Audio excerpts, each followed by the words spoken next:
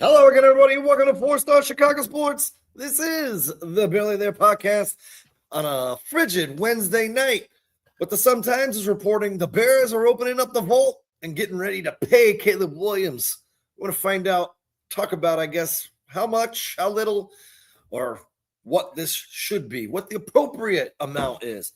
And then we got a little inside tidbit from Ryan Poles about the draft strategy the Bears are going to use or have been using, the way the draft's fallen to them here over the past couple of years. And, of course, Von Miller, rumors the Bears may be linked to the future Hall of Famer.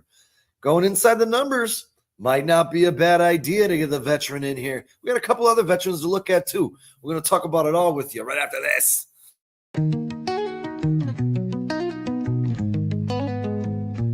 Windy City banners rocking 4 stars align. Dynasty dreams rise, Bulls in their prime. Cubs curse shattered, the victory divine. Fields be running, clock ticking on my timeline. Shot-town heroes, legends never fade. Black Hawks flying, cutting ice with the blade. White Sox diamonds, the Southside parade. 4 stars shine bright, legacies they made. Mike with the crown, air rain, no dispute. Sweetness in the backfield, Walter in pursuit. Bear down Sunday's midfield, battles cute. Chicago. Oh, hello again, everybody.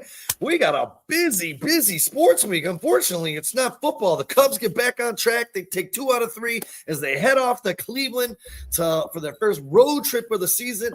I'm wearing orange again because the Illini are playing on Saturday for a trip to the Final Four for the first time. I believe, what was it, 2003? I think it was the last time they were there. I think it was 04. Yeah, 03, 04. 03, 04. So we got a lot going on. And a little bit of Bears news to sprinkle in. You know, it was fun reading today that the Bears are already planning on paying and backing up the Brinks truck for Caleb Williams. We're going to get into that. I really found it interesting, the little nugget that Ryan Poles dropped about the draft strategy and the way the drafts have fallen, and not taking an offensive player off the board at pick 25 if that's the way the draft falls. Thought that was pretty awesome. And then, of course, Von Miller, the veteran, man, went inside his numbers. 9 sacks last year for the 35-year-old. Maybe you get him in here to work with some of these young pass rushers and you get some production out of them. We'll get into that too. We got Phil in the house, and I gotta share something with y'all. Phil is going through a little bit with his hip right now. He's in a lot of pain. And Phil, I know you got an upcoming surgery, man, so we appreciate you hanging out with us and wish you all the best. Believe me, I've had 3 surgeries in 3 years. They suck, but the end result is always pretty good, man. So best of luck to you. I'm glad you're hanging out with us today, brother, while you're in pain and getting ready for surgery. How we doing, boys? Doing good, man. How about yourself, Sean? Oh, you're great, man. Sean, you just got some good news, huh? I did, and if my name, you can't see my name right now because we got the chat up, but that's right, baby. Bill Self is back. KU basketball is alive and well. Thank you, great Lord above. #1 recruiting class in the country, maybe the #1 player in the country is about to sign here. Woo! Can't wait for next November. Woohoo! But on that note, what's going on, chat? I see we got Howie in the house early. Crooked Commission's in the house. Crooked, I checked out your show last night. You guys were talking about Arizona and Michigan, getting into a little NCAA. They talked a little Cubs baseball and got into some draft strategy. It was a fantastic show. Run over to Chicago Clubhouse and go check them out and go check out their show. It was a banger. Erica in the house. Slim Bo Boogie is back. Howie's here. Thanks for joining the show, guys. We appreciate you, man. Yeah, absolutely. So which topic you guys want to start off with today? Caleb's contract, the draft strategy. Want to talk about the Bears possibly being linked to Von Miller? Where do you guys want to go first? Who wants to lead it off? Dealer's choice, Sean. Dano Blakes, what's up, man? What's up, Dano? Long time no see, buddy. Hope all is well, man. I've been seeing your videos online, man. Keep up the great work, man. Where you want to go, guys? Where you want to go? Dealer's choice, Sean. You kick it off, son. Sean, you're the host, bro. I'm giving it to you guys, Kyle. Kyle, how about you pick it, Kyle? Go ahead. All right, we'll get the Von Miller thing out of the way, man. All right, let's get the Von Miller thing out of the way. Von Miller, there's a report, Bleacher Report is linking the Bears to possibly being interested in Von Miller. Harrison Graham went on the air today and said this is a breaking story. It was either yesterday or today. He went on the air and said it was a breaking story. I don't know that I'm like, oh my God, this is the greatest move ever. But going over his numbers, I mean, he had 6 tackles for loss last year, 9 sacks, 15 quarterback hits. 2024, 7 tackles for loss, 6 sacks, 8 quarterback hits. 23 seemed to be a down year. I think he played 12 games, but he didn't record any sacks, which is really weird. But when you go to 22, he had 8 sacks, 12 quarterback hits, and one forced fumble, 10 tackles for loss. So even at his advanced age of 35, Von Miller is still getting it done at an NFL level. And if you bring him in with Deo and Booker and Sweat, maybe use him as a rotational piece, or you can have all 3 of them on the field at the same time. Does that tickle you guys' fancy? Is that something you'd be interested in? I was going to actually get to him in just a minute, Slim Boog. So give us 1 second because I'm going to throw some names out there because I want to hear what the chat has to say about some of these other possible DNs outside of Von Miller that are still on the free agent market to add a veteran presence in the Chicago Bears clubhouse. But if they were to sign Von Miller, where are you boys at with this? Look, I like Von Miller. I think he's actually 37, but I think his last contract was like $9.5 million or somewhere around there for the 1-year deal. The 9 sacks is a really attractive number. Would put him at number 2, right, on the Bears last year. So that obviously would have been a help. But last time I checked on the salary cap, I think we only have like $240,000 in room. So we're gonna have to make some moves. And I'm assuming obviously we still need to make room too for the rookies. So I'm assuming they're going to restructure some contracts and whatnot here by like June 1st or whatever that deadline is there. But man, I like him, but the price tag is a little bit high. Let's put it to you this way. Calais Campbell had 6.5 sacks, and he was like $5 or $6 million. That's maybe a little bit more palatable for me, but he's also 39. So, I don't know, 6 of one, half a dozen of another. I don't mind it, but I would maybe rather see another veteran somewhere else. Honestly, though, I think the Bears might be done with veteran moves and bringing in free agents. I just don't think they're going to be able to make enough room to bring in another free agent and clear all the salary cap requirements for the rookies. And really quick, Jason was right. He is 37. I don't know why I wrote 35 in my notes. I don't know. He's been around forever. I mean, forever. Whatever. He is 37. I'm an idiot sometimes. No, I mean, at the end of the day, guys, it's all comes down to price, right? I know for a fact the Bears are going to make some move at some point to clear up salaries, so they probably could afford Von Miller if they really wanted to. You talk about the suspension he had in 2024, the torn ACL in 2022. I mean, this is an aging player who's only going to get older, right? I mean, Von Miller signed a contract last year with Washington Commanders for base value of $6.1 million, but the potential was to reach $10.5 million through incentives. If it looks anything like that at all when he's negotiating with the Chicago Bears, no, thank you, I'm out. But I mean, if this is a guy who could come here and he will play for $5 million, including incentives, I don't see why not. I mean, listen, I think he was better last year than Washington expected him to be. I don't think they expected 9 sacks and 15 QB hits from a guy who over the previous 2 seasons had 4 sacks cumulatively.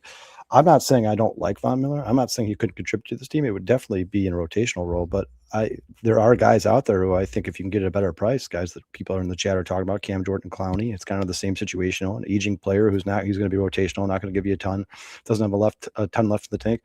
There are definitely better options than Von Miller if he's asking for $10 million, man. If it's $10 million, it's a no.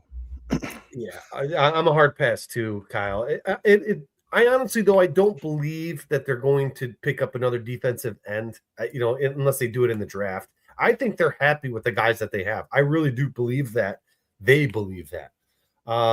They've kind of hinted towards it many, many times. And maybe that's because they just realize the salary cap situation won't allow for it. So they're trying to tell people they're happy with their defensive line. But I don't think they're going to make any moves. I think they still believe in Deo. I think they still believe in Shamar Turner. I think they definitely see the upside of Austin Booker. I think this might be probably the last year for Mr. Montez. Unfortunately, I like the guy, but I don't know how much longer he's going to be able to stay with the Bears, especially if the Bears are going to be signing Mr. Caleb Williams. So I think they're content where they're at right now. And next year, expect that defensive line to look a whole lot different. Yeah, I'm kind of with you guys. I I mean, through the years, I've always been a big fan of Von Miller.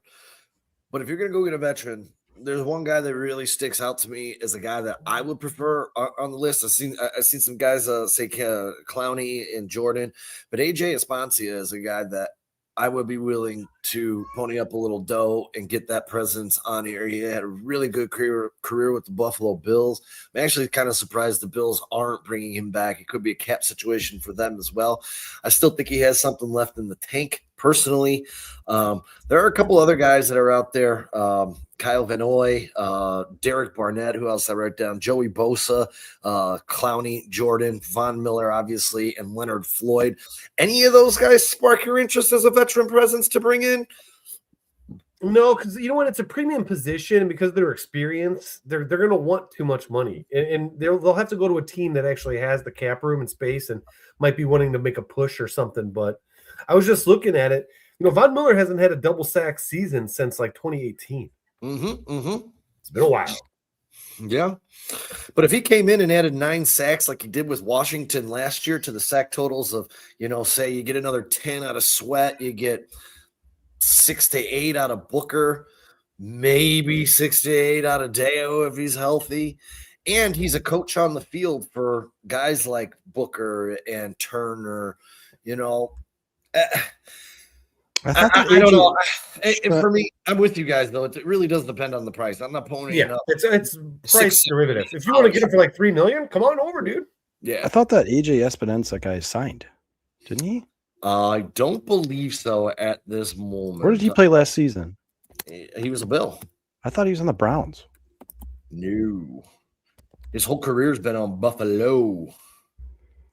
Oh, it says Cleveland will not sign AJ Epens. Oh, they had talked about it, so they must have backed out of that deal because I know for a fact they were planning on signing him. Yeah, so something must have scared them off. But he was drafted by the Bills in 2020 and spent his entire 6-year career in Buffalo.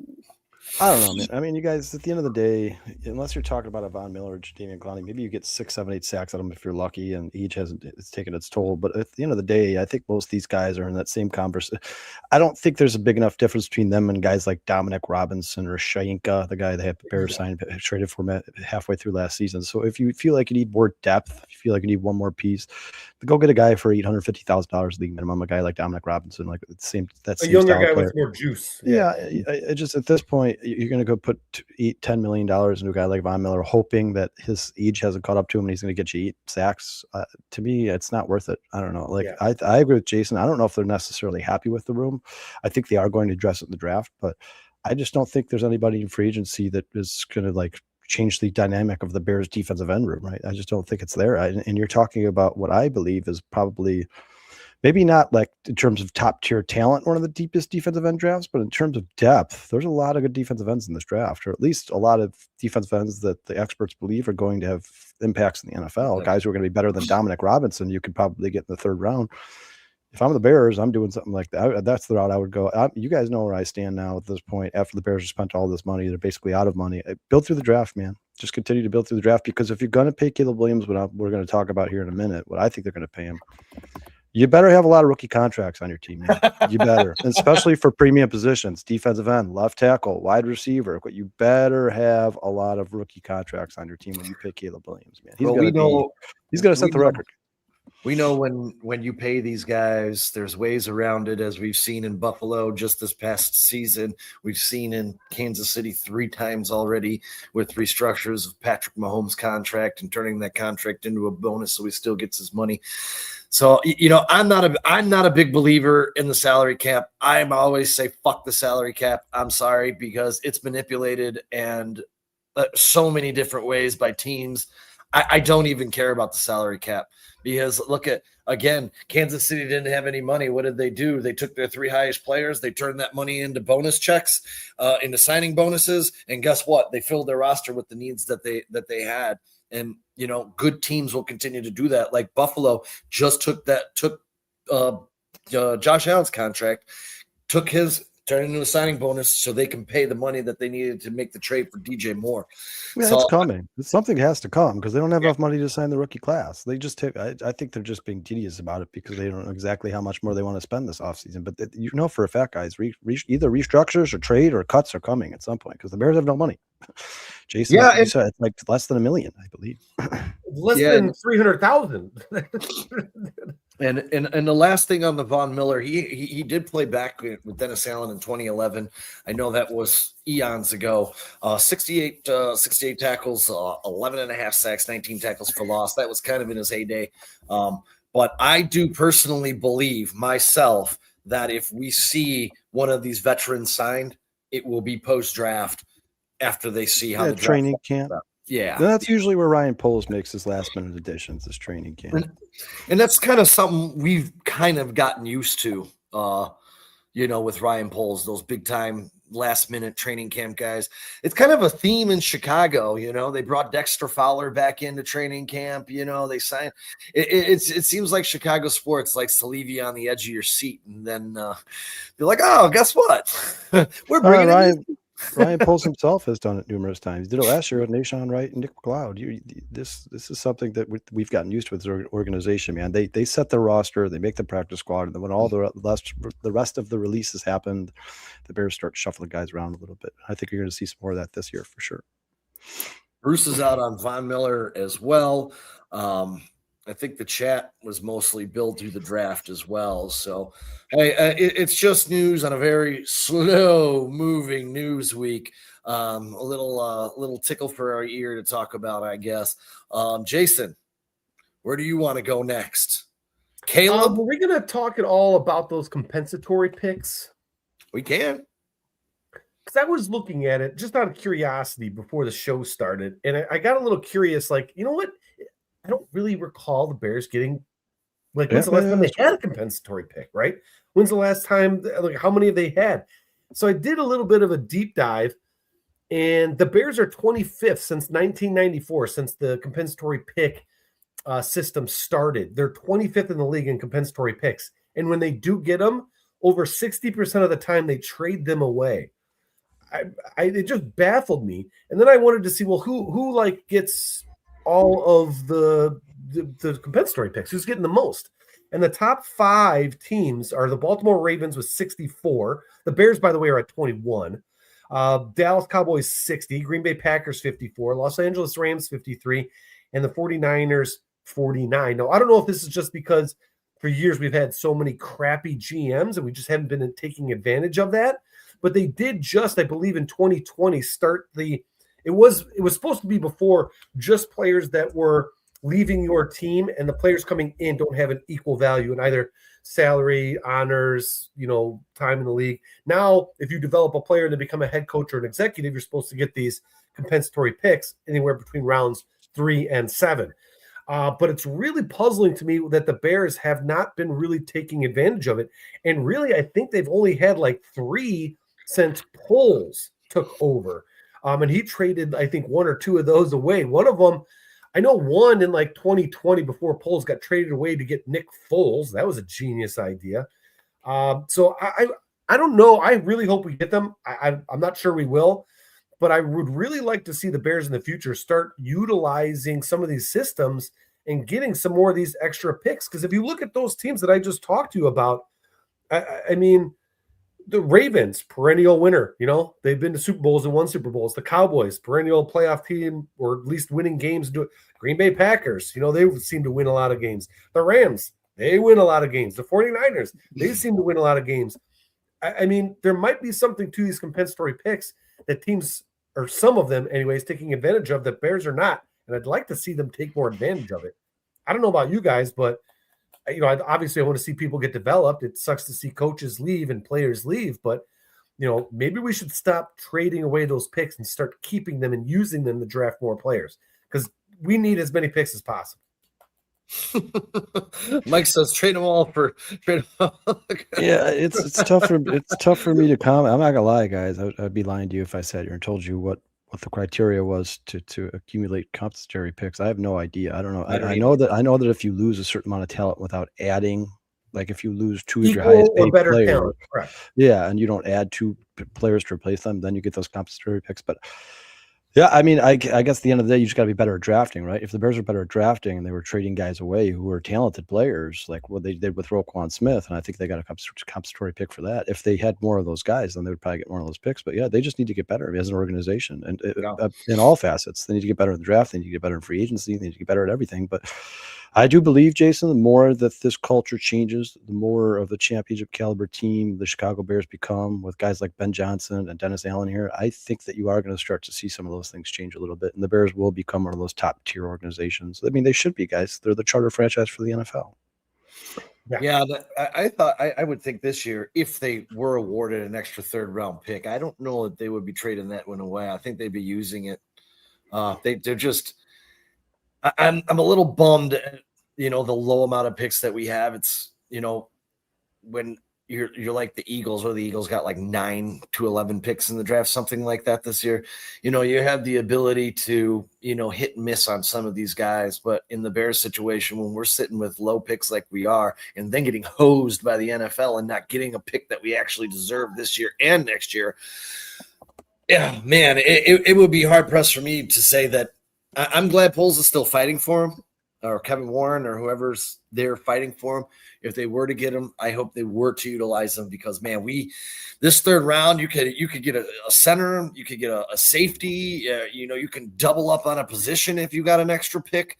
Man, it would be so sweet. And in all honesty, I'm disappointed in the NFL for many ways, or for many things a lot of times, but this takes the cake. I just don't understand how the Chicago Bears did not get these picks. We should have been awarded that third round pick this year. It actually really pisses me off. And Kyle, I think you said this before in the past. You think the NFL doesn't like the Bears. I tend to believe you, buying into that, because there's zero justification or reason why they weren't awarded these picks. I don't even believe they were ever given a true answer. I think the NFL was just like, hey, we made our decision. It is what it is. And the Bears were like, hey, I mean, if that's what it is, fine. But can you at least explain to us how that works, so that in the future we can understand it better? I mean, I can tell you this: anybody I've heard speak about that situation, I'm talking about the national media, not just in Chicago, has all come to the same. They've all come to the same conclusion, guys. Bears got hosed. Bears got absolutely hosed. I mean, this is why this whole Rooney Rule is put into place to compensate people for hiring coaches of ethnicity, and the Bears hired one, or they hired this GM, and they got him a job as a permanent GM in Atlanta, and they weren't rewarded for it. So what exactly is the point of this Rooney Rule? I don't understand it. It doesn't make any sense to me, and I'm not poking fun. It is what it is. I think it's in the past now. I don't think the Bears are going to get those picks. I really don't. I know they've come back to the NFL and asked again, but at the end of the day, if it's like the whole COVID situation, right? Like make some rules that are set in stone that are black and white, so we can all understand. I mean, the Bears did everything that they're supposed to do to a T to get those compensatory picks from Ian Cunningham getting hired away from the Bears, and they had to go find a new assistant GM. That hurt them. They're probably going to feel that. I know that Brian Poles and Ian Cunningham were very tight. I mean, I don't understand how that works. It doesn't make any sense to me. I mean, teams might start saying, look, we're not going to let you talk to him if you're going to do this shit to us again. Because I'm sure Atlanta didn't mean to screw over the Bears by hiring a president of operations ahead of him to make it look like he's the real guy. And I know he said, but that's really the technicality that the NFL is hanging their hats on here, is that he's not the highest executive, right? Well, he is, because he's already making football decisions. Like right now, he's already made some. And literally, Ryan was asked, like, are you making these decisions? He's like, no, dude, Ian Cunningham's making these. I'm not making any of these decisions. Well, so then you need to be like, hey, I'm not going to let you talk to him. If you're going to hire him as GM, that's fine. But there better not be somebody above him, because we're not losing more compensatory picks. Well, and the NFL might want to take notice, because if it's happened to the Bears, it's going to happen to them too. At the end of the day, does it even matter if he's the top dog? Listen, Ian Cunningham used the Bears as a vessel to increase his get a better job in the NFL, and he's a coach of minor. He was a minority. He was a scout, but he's a black coach, or he's a black. They literally did everything that the Rooney Rule is supposed to do verbatim. That's what I'm saying. They cultivated them. So you think this is like when NFL does things like this? Do you think these teams are going to be more inclined to go out of their way to make sure that they have black coaches on their coaching staff? Or coaches of minority and any. I don't think so. Why? Like, I think in the Rooney Rule in the first place, I think kind of some NFL organizations weren't really happy about it, and then not because that they're opposed to hiring coaches of diversity. I mean, you guys, 75% of the NFL is black. I think it's more or less because they were like, hey, we want to hire the best available guy with the most merit for the job. We don't care what color he is; it doesn't matter to us. But I can tell you this: the more that the NFL does shit like this, where they're all over the place and the rules are sketchy or flaky and they don't follow them very well, the less inclined these teams are going to be to hire black coaches solely because they're black. So what team did Ed Rooney own, by the way? Just out of curiosity. Wasn't it the Steelers? Yeah, I think it was the Steelers, wasn't it? I think. I'm not 100%, but I think it was the Steelers. Right. Rooney has come out himself and said, like, yeah, the Bears should get picks. The guy, whatever. It's the dumbest thing in the entire universe. I just don't understand it. The NFL looks stupid. And I think Florida is trying to, like, force the NFL to get rid of it. And the NFL's like, no, because, of course, they're too public of an organization to do that. But I don't know. This looks really bad for the NFL. It's like Roger Goodell's got a book on his desk in his office right now. And the cover of the book says the Rooney Rule. And when you open it up to look at all the intangibles, all the pages are blank. Like, he's just like, I'm just making this shit up as I go, to be honest with you, guy. Like, do the Bears get picks? No. Do the Falcons? Sure. Like, it's so stupid. At the end of the day, I'm just saying, it makes it a lot less serious. Like, people aren't going to take it as serious if the NFL does these things where there is no written rules, there's no black and white, it's just kind of like all in the gray. The NFL plays it by ear. Then why would you? I wouldn't. If I'm like, if you guys are going to half-ass it, then we're going to half-ass making sure that we have coaches diversity on the staff. That until you guys start to take this shit seriously, we're not going to take this shit seriously. I think that should be the attitude for these teams until the NFL gets better at this. That's a joke, guys. It's an absolute joke. And listen, I would be saying this. It's not because I'm a biased Bears fan. If this happened to any other team in the NFL, I'd be saying the same exact things I am right now. And you guys know that numerous coaches in the NFL for other teams, even teams who are going to be in competition against Chicago Bears, were like, I don't understand how the Bears did not get those picks. I don't understand it. Can you guys please explain it to us? And still to this day, the NFL has not come out with a public statement any way, shape, or form to explain how the Chicago Bears were not granted 2 third-round picks. Nobody has any idea, and the NFL is like, hey, everybody shut up and move on. Like, all right, well, then we're not going to take this shit seriously anymore. Yeah. No, I'm with you guys. I'm with you guys, man. 100%. And, I'm with you, Kyle. I don't think the Bears are going to get these picks. I think if they were going to get them, they would have got them. I mean, honestly, the Bears should be looking into every other team that got them that got these picks for exactly what happened with the Chicago Bears. Hire a lawyer and say, give us our picks or we're going to sue the NFL and make a statement. I mean, that's the only thing they can do at this point. You know what I mean? And anybody in this chat, anybody in social media, anybody who watches the NFL who doesn't believe that there's politics involved, you're absolutely insane. Do you think for a second, if George McCaskey voiced his opinion about, like, hey, I don't want Bad Bunny as the halftime performer, that's probably the reason they're not getting these compensatory picks. There is politics all over the NFL, almost more than any sports organization in the United States of America. So I'm sure the Bears have done something to piss the NFL off, and that's solely why they're not getting these picks. Man. I don't know what it is. I was just using an example, but I'm sure that they have I'm sure Roger Goodell has something against the McCaskey. And that's why they're not getting these picks. Erica is correct. Matt Ryan did come out and did say Ian is in charge. He will be making the decision. Yeah. He's the general manager of the football team. So he's signed off on all the free agent moves already. Yeah, Ryan hasn't done anything. It's as simple as that. The Kyle Pitts contract, that was all Ian Cunningham. The re-signing of him was all Ian Cunningham. Ed Rooney's father was Ed Rooney Senior, is the founder of the Pittsburgh Steelers. Dan Rooney was the former president, chairman, and instrumental in the Steelers dynasty. Right. Art Rooney II is the current owner and president of the Pittsburgh Steelers. So they have been they are the Steelers, the Rooneys. Wouldn't you think that they would come out and say something too, like, hey guys, this is not in the spirit of the rule? Right. That's what I'm saying. I don't think there is any spirit to the rule. That was the point. I think the NFL is just kind of figuring this out as they go. And I think the more unprofessional they look and the less detail oriented they look when it comes to this rule and everything that goes along with it, I think the less serious NFL owners and GMs are going to take this rule. Yeah. And I don't blame them. Yeah, no, I agree. All right, we can get off of it now. I'm glad you brought it up. I'm glad you brought it up because I did read today that the Bears are still actively trying to acquire those picks. I'm glad you brought it up. That's Bears news, Jason. And sometimes the chat takes us in a different direction, and we're going to get back to Caleb because I know people are chatting in already about the contract and what they think and how. We're going to get into that in 1 second, but I'd be remiss if I didn't recognize that a number of our chat members brought up the name Austin Reed. I liked Austin Reed. I kind of fell in love with him when the Bears were on what the hell's the name of that show they were on HBO, Hard Knocks.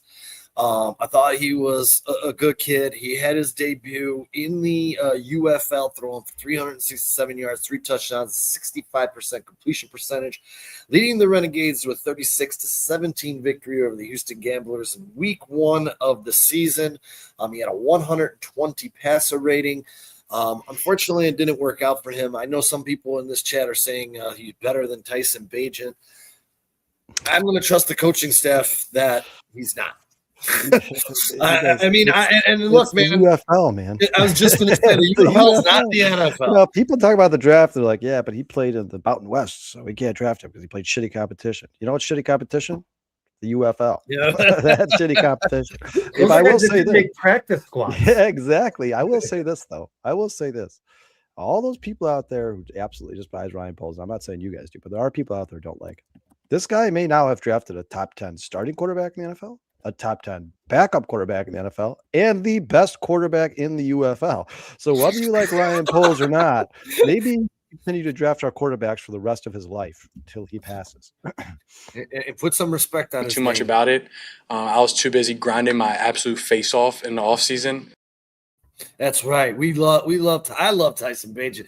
I don't know if you guys do, but the Bagency's always good in my book. I love Tyson. I think he's a really great backup. I love having him. 100%. Yeah, and could you make an argument that maybe Austin Reed brings more value to this team than Case Keenum? Yeah, probably, because if Austin Reed continued to look good in preseason, then you could probably use him as trade bait. And I don't think anybody wants a 40-year-old Case Keenum, but the Bears feel like that players coach, that voice in the locker room, that Caleb Williams' aide in Case Keenum was more important than Austin Reed. So I respect everything they do, and I trust in them until it stops working. Right now, everything seems to be working dandy. Especially on the offensive side of the ball, if you're not confident in Ben Johnson, you got to screw loose. And guys, yep, I agree. This is 100% fact. Austin Reed can return to the Chicago Bears because they probably still own the rights, right? In training camp, and have a shot to make this squad. It is not out of the realm of possibility. You can Google it and look it up. He is eligible to come back to the Chicago Bears. So his time with the Bears may or may not be done. Only time will tell. So I'll tell you this: if he continues to break records in the UFL, whether it's you should take him seriously or not, he will be back in the NFL at some point. I promise you that. Yeah, I mean, everyone's looking for a good backup, man. And he could be that. Like I said, I thought he looked pretty good in the preseason games that he was on the Bears. I know he's going up against third or fourth stringers, but I certainly did not hate the Western Kentucky product. I was hoping he was going to make the team. I understand why he didn't. So I mean, I was not kidding when I said you can love him or hate him, guys. I think Ryan Poles has proven that he's pretty good at evaluating quarterbacks. Argue against it. Yeah, I'm with you. I'm with you 100%. I do. I like how he's point right here. He says Bears should know you can pay coaches any salary. So give Keenum a raise to become QBC and save us $3 million a year. I believe the Bears should add Case Keenum to the coaching staff. Yeah. And then go sign a quarterback like Austin Reed for league minimum and save themselves $2.5 million.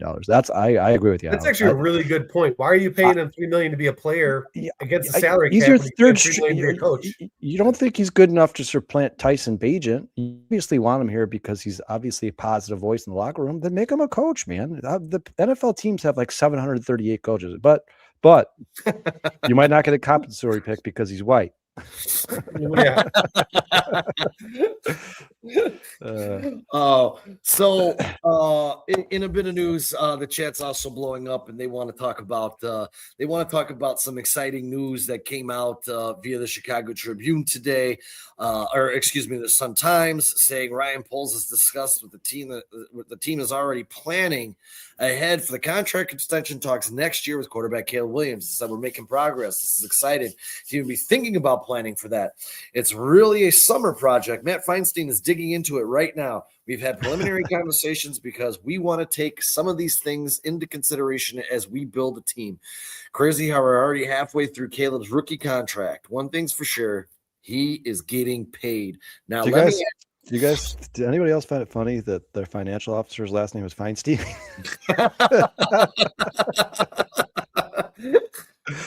That's awesome. I wasn't going to say That's that. amazing. I've heard right now he's on his 4-year, $39.5 million fully guaranteed top tier rookie contract, runs through 2027 with the 5th-year option to 2028. Now, from what I understand, is Caleb could possibly reset the market. Right now, your highest paid quarterback are Dak Prescott at $60 million, Josh Allen 55, Burrow at 55, Trevor Lawrence 55, and Jordan Love at 55. So the record, Patrick Mahomes still holds the record for largest overall contract in NFL history due to its length of 10 years and $450 million, followed by the 6-year, $330 million deal Josh Allen signed. That is also followed then by Joe Burrow, 5 years, $275 million, same deal that Trevor Lawrence has received. Most money guaranteed for any of these contracts goes to one Josh Allen, where $250 million total is guaranteed, followed by Dak Prescott, where $231 million is guaranteed. Boys, if the Bears open the vault and backed up the Brinks truck next year, I'm here. I dug into this, went through a couple of different names.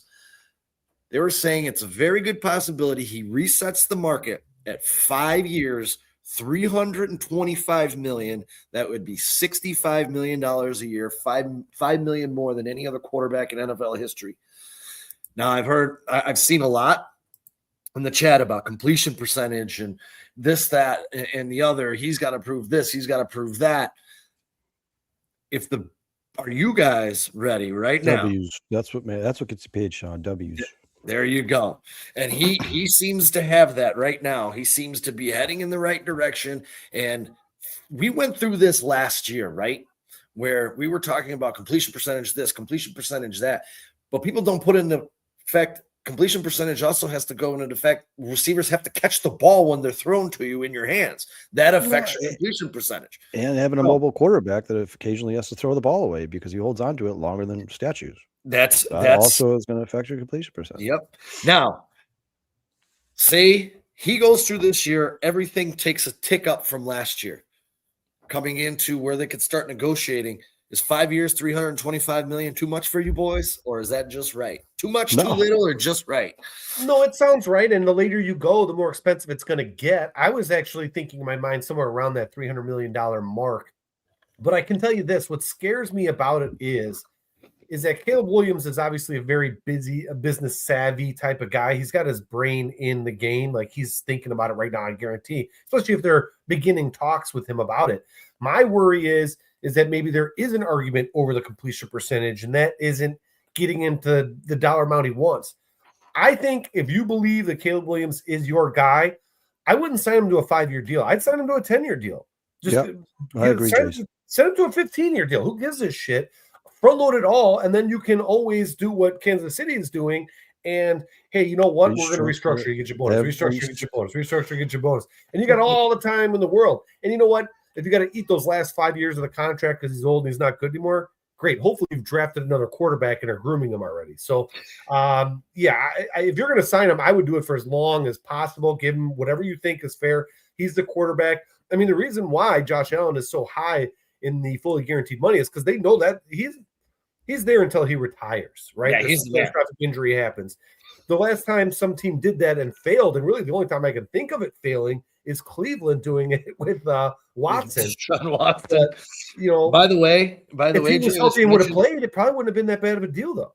Have you mentioned his name, Jason? He is the 3rd highest guaranteed money NFL contract right now at $231 million less than whoever Dak Prescott. So that's pretty crazy. When I was looking this up today, I thought that was pretty crazy that Deshaun Watson 200. Oh my God! Yeah, real quick, guys. Contract like 5 years ago, dude. It's real Real quick, guys, we've had up to 70 people watching live here. We appreciate you guys. Thank you so much. If you are watching on Twitter or Facebook, you guys, please go over to our YouTube channel, hit that like and subscribe button. Please, please, please hit the like button, guys. That does absolute wonders for us, absolute wonders for the algorithm. Yeah, I'm with Jason, man. I call it the unicorn contract because Patrick Mahomes' contract, there's never been another one like it.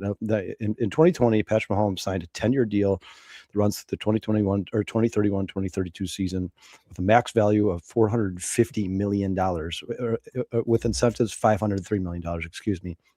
His average annual pay is $45 million per year, and his signing bonus was $10 million. But here's the thing that people don't understand. People are like, well, why would he take $45 million a year if you can get 60? Every single time they restructure his contract, more of that contract becomes guaranteed. Every single it's going to time. end up being a fully guaranteed contract. And you're playing the longevity game. So for a fact you have a job for at least 10, 11, 12 years, however long they decide to make this contract. It would also benefit the Bears more than anything in the world because, like you said, Jason, every single time the Bears feel like they're in salary trouble, they could continue to restructure the contract and give all that money to him in bonuses, all those guarantees. Opposed to re-signing him for another max contract. I mean, just what they did in 2026, just what they just did in 2026 to restructure him was absolutely amazing. I mean, they saved $43 million in cap space by restructuring his contract. Not to mention, man, if you sign him now to a 10-year contract in 2026, by the time you're paying him year 8, 9, 10, and you still think he's one of the best players in all of football, you still think he's a franchise quarterback, he's capable of winning Super Bowls. The market has been reset so many times that you're getting an absolute fucking steal. I mean, you're going to be paying this guy 50. By the time Caleb gets paid, I'm going to guess it's going to be closer to $55 million a year if you do a 10-year contract. But even still, in 2040, these guys will be getting paid $85 million a year, right? So you're still going to be getting a steal. Now, listen, I understand that you're going to have to pay the entirety of the contract and guarantees and bonuses, but if he's a franchise quarterback who's winning Super Bowls, who gives a shit? Yeah, you care? That's the point of paying him, so he wins Super Bowl. If he's doing that. When they did this too, the Cowboys, as you were just stating, Kyle, about pushing that money back, the Cowboys just did this with Dak Prescott. They converted $38.2 million of Prescott's base salary into a signing bonus. They lowered the immediate hit by roughly $30 million, but they inflated his future cap number to $76 million in 27 and $86 million in 28. So you're eventually going to get hit. Sean, listen to this. If you have the Lombardi trophy, if you win 2 or 3 Lombardis, who gives a shit? But, I mean, listen what the Chiefs did in 2026. I think he was supposed to earn $78 million this year. I think that's what. Who's that? Oh yeah, it was Patrick Mahomes was supposed to earn, but that's all because of backloaded. That's because they keep restructuring, right? Not because that was the original annual pay. But his base salary in 2026 after restructuring is $1.3 million for Patrick Mahomes. His bonus is $54.5 million, which is all guaranteed. He has a $1 million workout bonus. So his total cash for 2026, total earnings will be $56.75 million. It was supposed to be $78 million. And like I said, the Chiefs created $43 million in cap space. I mean, basically, signing a quarterback to a 10, 11, 12-year contract like this is like mortgaging a house, and you can refinance whenever you want. Yeah. Right? Like, I need more money for more players. Hey, Caleb, we're going to push your money back to 2040. I don't see, and as long as Caleb says to the Bears, I want to play here for the rest of my life. This is where I want to be forever. I want to finish my career as a Chicago Bear. Be like, hey, Caleb, how long do you think you're going to play? Well, how long do you think you and your would-be agent, because I don't think he has one right now, but how long do you think you're going to play? I think I'm going to play 12 years. All right, we're going to give you a 12-year, $550 million contract. Why would you not do that? The teams that are really eating it right now are the teams that are giving out these really short contracts, 3, 4, or 5 years. Those are the teams that are getting bit in the ass, because at some point the Packers are going to have to pay Jordan Love again after his 4-year contract. You got to pay him before the end of the last year, right? So he doesn't hit free agency. So then the market's reset. So Jordan Love's going to get another 3-year contract where he's making $65 million a year instead of 60. You understand? It just doesn't. The short contracts, quarterbacks. If that's your guy, if you really honestly believe that that's your guy, this is the guy we want here for the next 10 years. It doesn't make sense to sign 4, 5, 6-year contracts. It doesn't make any sense at all. I'm with you, Jason. Go all in, man. If that's your guy, make him your guy. Hey, I'm with you. On it. And age maybe plays a difference in some of these other guys. Like Josh Allen, 6-year deal. So on and so forth. And I'm assuming that. the information I found are people guessing as well, saying, hey, maybe it's going to be 5 years. It could be 10 years. If it was 10 years, 550 million, 500 million to top Patrick Mahomes. Is that where you guys would put it? Well, yeah. And then if he's like, hey, I'm sorry, guys, that's just annually, that's not enough for me. Then you throw in the incentives. Howie, that was per the Sun Times today. Then you throw in incentives, right? You say, hey, Caleb, we know you're going to get to 30 touchdowns, right? We know you're going to get to 30 overall touchdowns, rushing and passing. So if you get to 30 touchdowns, we'll give you an incentive for another $4 million, $5 million. That will put you over the top every year to be the highest paid quarterback annually. Now, like I said, if he was willing to sign a contract that was 10, 11, 12 years, at some point, he is not going to be the highest paid quarterback in the NFL. But as long as this is where he wants to be, I think he'd be okay with it. It's just like PCA, right, Sean? If PCA had become a free agent and gone to the Dodgers, he's getting $350 million, but he wanted to be in Chicago. So if Caleb Williams is willing to give you that same hometown discount, whatever you want to call it, yeah, I'm saying you give him as long of a contract as he'll possibly take. Kind of like hockey teams do, like what Marian Hossa got. Kind of like that. Really quick. Howie, just so you know, I just looked it up. Jason Leisure actually reported it. February 25th, 2026 article came out at 5:38 Central Time. So that's where it's coming from. That's all I can tell you there, buddy. I mean, Slim, I totally respect it. Slim says just because bad organizations make bad QB contract signings doesn't mean Bears give Caleb $300 million. Laugh my ass off. He's not worth $45 million a year. I keep it real. Listen, yeah, you're right. He's not worth it today. Right. Your opinion, I totally respect that, man. If that's how you feel, I personally believe that if you look at the trajectory of Caleb Williams, I think he's only going to get better under Ben Johnson. If he's any better than last year, the Bears made it the second round of the playoffs. I think he's certainly a franchise quarterback. Maybe he's not Tom Brady. Maybe he's not Joe Montana, but he's certainly the best quarterback the Bears have ever had. I think he gives them the best chance of winning a Super Bowl of anybody that we've had in the last 30 years. So, I mean, yeah, it's not about what you think about Caleb Williams. It's about the fact that if a quarterback is winning football games, you're going to have to pay the market value. That's what it is, man. Really quick as well, SI had it today. Patrick Finley, Chicago Sun-Times, says Ryan Poles awaiting green light to sign Caleb Williams to massive extension. So it's out on various outlets. Just Google it, and you can find whatever you're looking for there, buddy.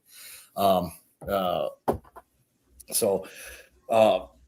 I look, if he continues on this trajectory, I'm fine locking him up. I look at Josh Allen and I wasn't the biggest believer of Caleb, and my whole thing was when Caleb was drafted by the Chicago Bears was just come here and prove it to me and I'll become a believer.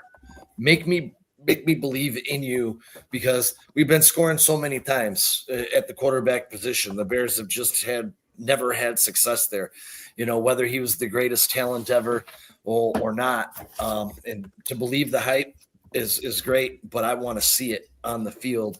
And what I saw last year made me more of a believer of Caleb Williams than I ever have been before. And you guys talk about uncatchable balls, completion percentage. He's a young quarterback learning the position, one of the toughest positions in all of sports. Josh Allen went through it.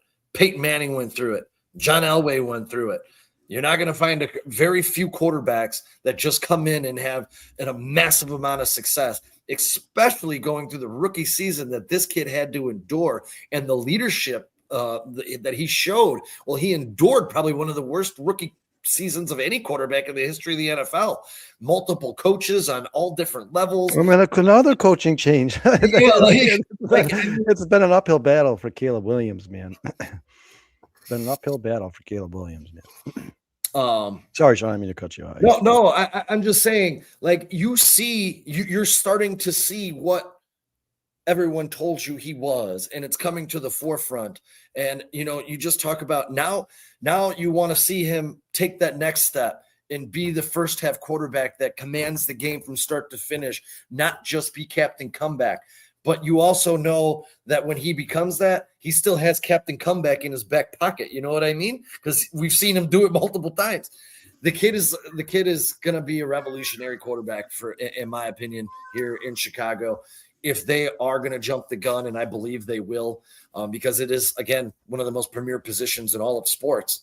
And it just makes sense. Yeah, lock him down. About what we want. It makes sense. If you're going to do it, and by the way, Poles has a history of signing guys early before the contracts get out of control. And we actually have saved some money on some of these players, even some of the players that we've had to let go. Like the DJ Moore contract, he signed that extension. We never really had to pay the extension. It's insane. But, he's signing guys smart. Now, you could say he's also signed some guys that were bad, the Deo contract, drafting Velus Jones. Every GM, I guarantee you can go through his list of players. You're going to find those guys. But he has a habit of signing guys beforehand. He is a GM that I think looks ahead 2 or 3 years every time when he's making his team. He's not just looking at this year and next year. And I think, honestly, Ben Johnson does that too. I think he's like, hey, man, this is where we want to be in 3 to 5 years. And next year, here's another 3 to 5 year plan. Here's another 3 to 5 year plan. I mean, they've both said it several times this week during these meetings that we don't give a shit what happened last year. This is all about now, this year. Moving forward. Well, it's so confusing to me. I just don't understand. Listen, we pretty much know what Caleb Williams' floor is, right? We know that. We don't know his ceiling. We have no idea because he spent 1 year with Ben Johnson. He's probably going to get better. I think we all expect him to get better. Can we agree on that? Correct? Yeah. 100%. Okay. So we don't know his ceiling. You now have the national media, the play-by-play analysts, coaches from other teams praising this kid. I've never seen anything of Sean McVay. That 4th and 4 that he threw to Cole Kmet in the back, that I've never seen anything like that. That might be one of the Sean McVay is a good that guy. that guy is an absolute badass. He's going to be a damn good quarterback in this league for a long time. The only people who seem to not be convinced are Chicago Bears fans, which is absolutely mind-blowing to me because we've dealt with the worst quarterbacks in the history of football. Caleb Williams has been on this team for 2 years. He's already set the single season passing record, right? He's literally going to break by year 5. He's going to break every passing record the Chicago Bears have ever had in the history of this franchise that was created in 1926. Yeah. And for some reason, we have to sit here and convince Bears fans that he should get paid more than any other quarterback in the NFL. And listen, it's not, people keep saying, well, he's not the best quarterback in the NFL. That's not how you get paid. If you're a top 5, if you're number 5, but you're the most recently paid, you are going to be the highest paid quarterback in the NFL. Even if you're number 5. The best quarterback in the league. It's not, it's when you get paid. That's what determines it. So if the NFL is like, if by the time Caleb gets paid, the NFL standards, the market that's set at that time is top 10 quarterbacks in the NFL are getting a minimum of $60 million a year, then he's getting $60 million a year, whether you like him or not. And there's nothing you can do. If I may, because if the Bears don't give it to him, somebody else will. I don't want to get too far off a topic, but the Ryan Poles, the fraud talking that's going on here. Look, James, no one's been harder on Ryan Poles on this channel than this guy right here. I've beaten this guy down, and Brian Poles has built me back up. He was a young GM. He's definitely made mistakes, learning on the job. But if you saw what happened last year, he got the coaching staff right. Over the past couple of years, I should say, he got the quarterback right. He's got the coaching staff headed in the right direction. He's coming off his best draft that he's personally had as the Bears GM. And yeah, there's been a lot of failures in the 3rd and 4th rounds for the Chicago Bears under Brian Poles. We're going to hope that continues to get better. But what I learned last year is they're getting better at evaluating talent, because look at who contributed. Kyle Monunga. You see this guy, Kyle Monunga, right now? You see the workout film he put out yesterday? The guy's out there catching balls, busting his ass to be a better running back than he was in 2025. You know what, guys? We should also consider that the coaches that were being hired were really bad and not developing the players that were drafted. We've already seen improvement from several players that we didn't think were really that good to begin with. And we're like, oh, this guy could play. Oh, this guy could play. Oh, this guy could play. Hey, so coaching does make a difference too and help the GM look a little bit better. I'm not saying every player he drafts now is going to be good. That's not what I'm saying. But, it might improve his draft efficiency rating from, 50% to 75. And if you do that, that's amazing.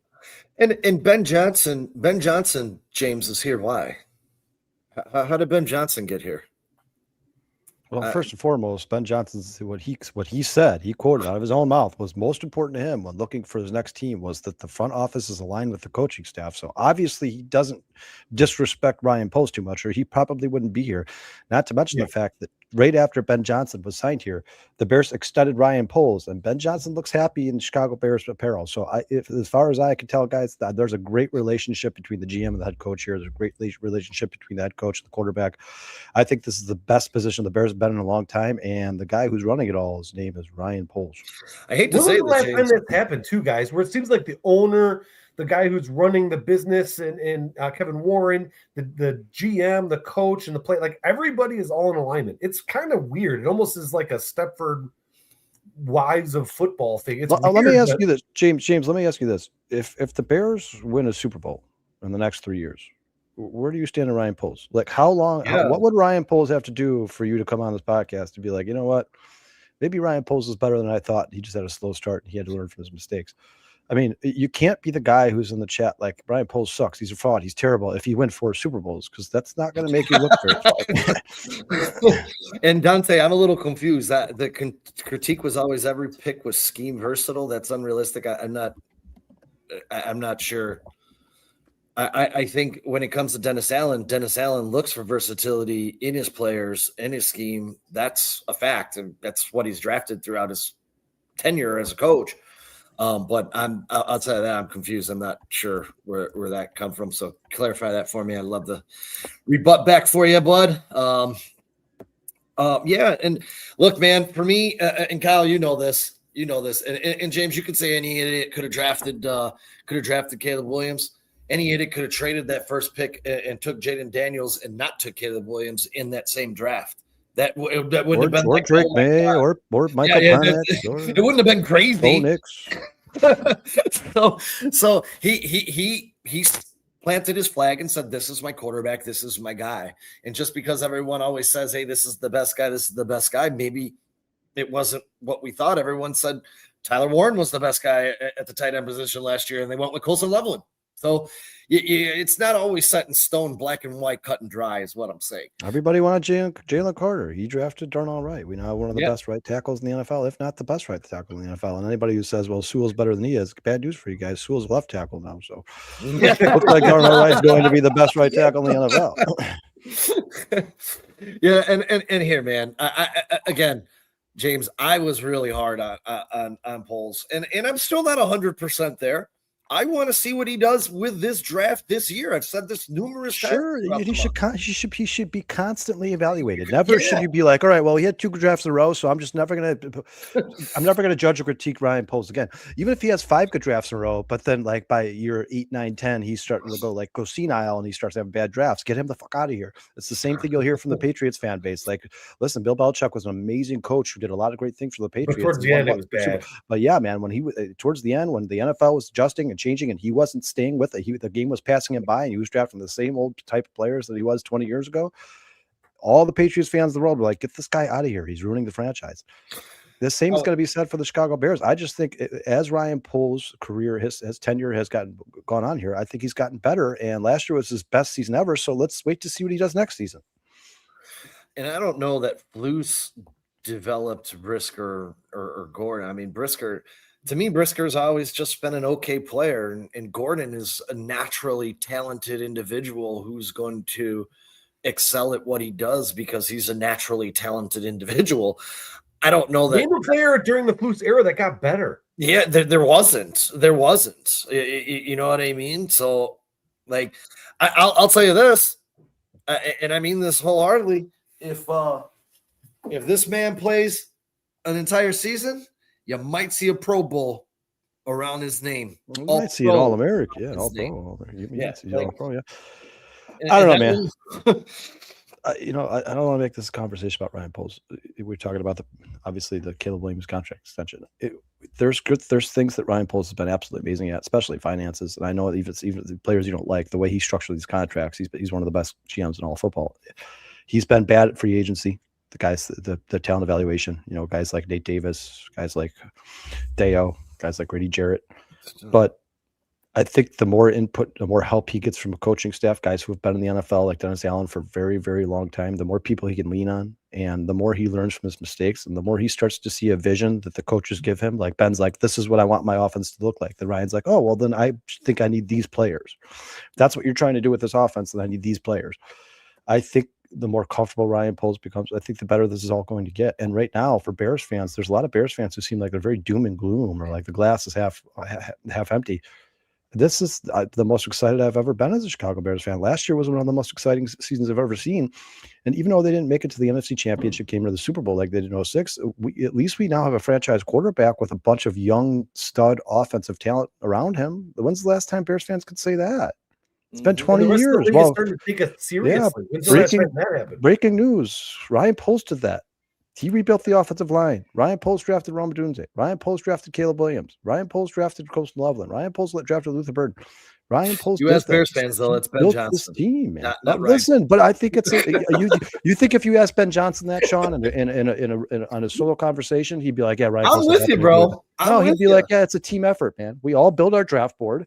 I put my put in. Ryan Poles puts his and put in. Dennis Allen puts his, and then we go down the draft board. As these guys start getting eliminated, we take our top available best player, the ranked player. But I can tell you this right now: Ben Johnson may have more say in the talent he wants on this team, but anything that happens to this, it could be vetoed by Ryan Poles. Ryan Poles is ultimately the final say. He's the boss. He's the boss. He is the boss, and I'm sure Ben Johnson respects that and trusts him, and that's why he came to the Chicago Bears after numerous conversations with Ryan Poles. He chose this team. Yeah, and he's got us in position to continue to grow and get better, and that's what I said this year for me is really big. You know, if the Bears have to hit in this draft, free agency hasn't went a way a lot of Bears fans wanted, but I think the additions, especially a Kobe Bryant, was huge for the Chicago Bears. I think Bush was a great addition for the Chicago Bears. I think there's some ups, some downs. I like the versatility that he got on the D line. I don't know that any of them are going to, be making the Hall of Fame, a Pro Bowl, or be all pros, but I think their contributions will show throughout the season. And now we just got to get through this draft and let him dot the I's and cross the T's and see what this final roster looks like. Then you go to the post draft. Maybe, like we talked about a little bit more, you add a veteran. If you don't end up with the D end you wanted, maybe you add a Clowney or a Miller or someone to round out your roster, and this is what's important now. You were here, and like Jay said a little bit ago, they're not thinking about 25. They're thinking about the future. They're thinking about 26. They've deleted 25 from the memory bank. They're not staying complacent. They want to be better. Sean, they're rarely even talking about their accomplishments. They're right now only talking about their failures. Like, we got to fix this. We got to fix this. We got to fix this. We got to fix this. I love that. I love that they're saying, yeah, we're dropping the ball too much. We're not accurate enough. We're not getting to the quarterback enough. They recognize, and we've talked about this all last year, they recognize mistakes.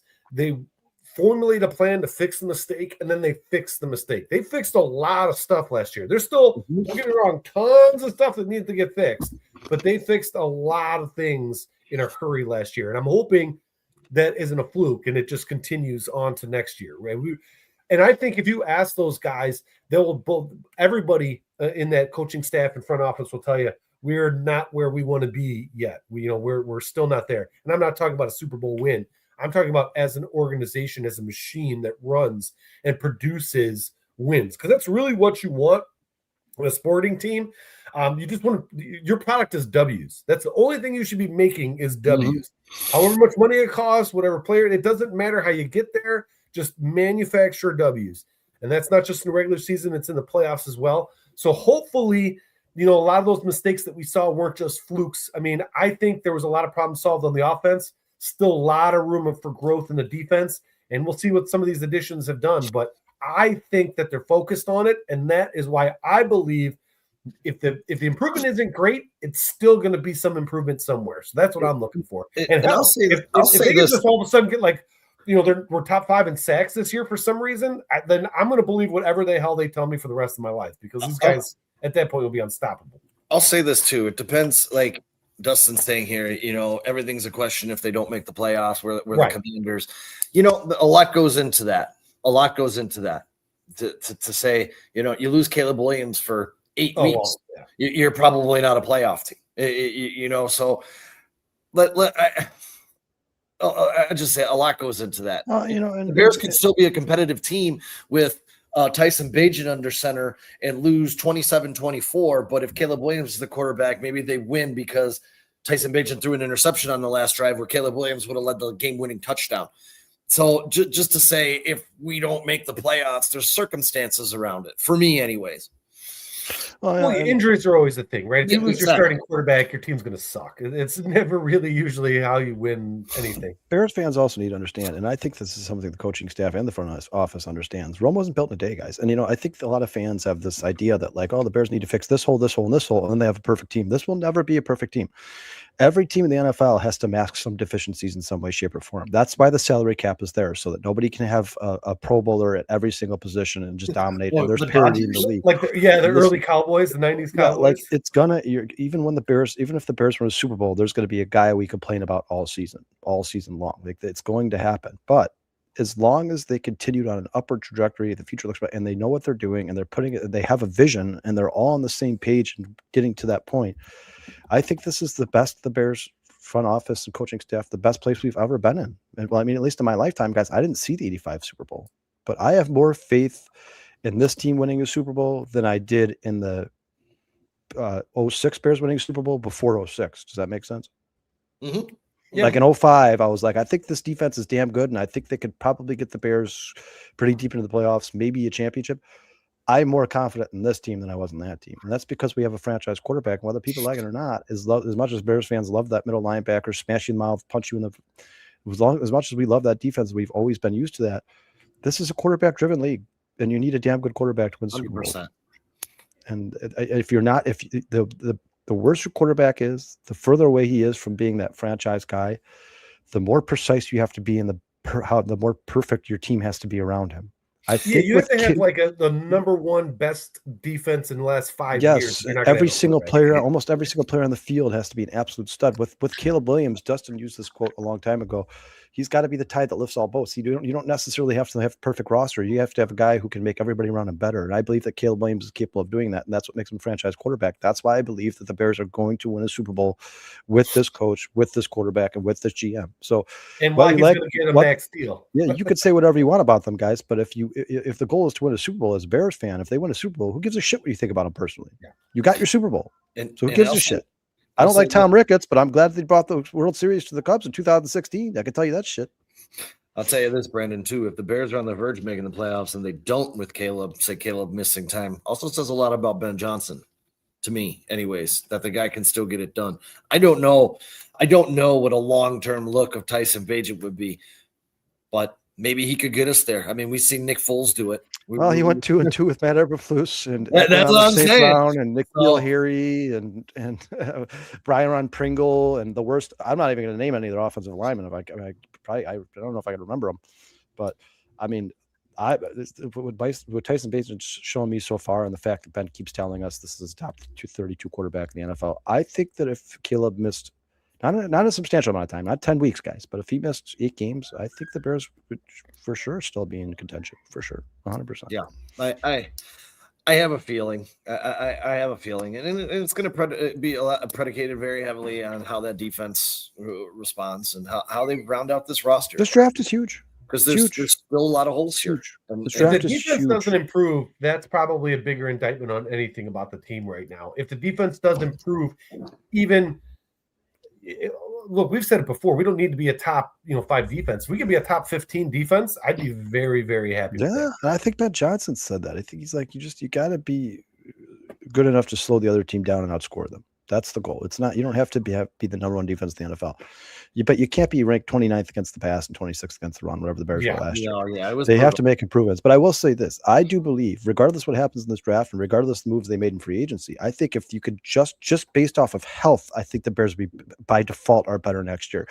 Getting Terrell Smith, Zay Frazier, Kyler Gordon back for an entire season, that is like adding 3 draft picks.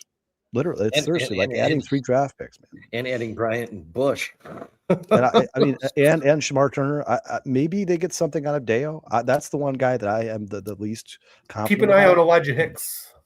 But if they get anything out of Deo, I'm happy. I mean, it's better than it was last year, right? If they get anything out of Deo at all, it's better than it was last year. I'm gonna not say a word about Deo. I have a feeling Deo's gonna surprise a lot of people. But if Dale can give us 5 sacks, that's amazing. That's 4 more than he had before. So it's 5, right? No, he did have one in the first week.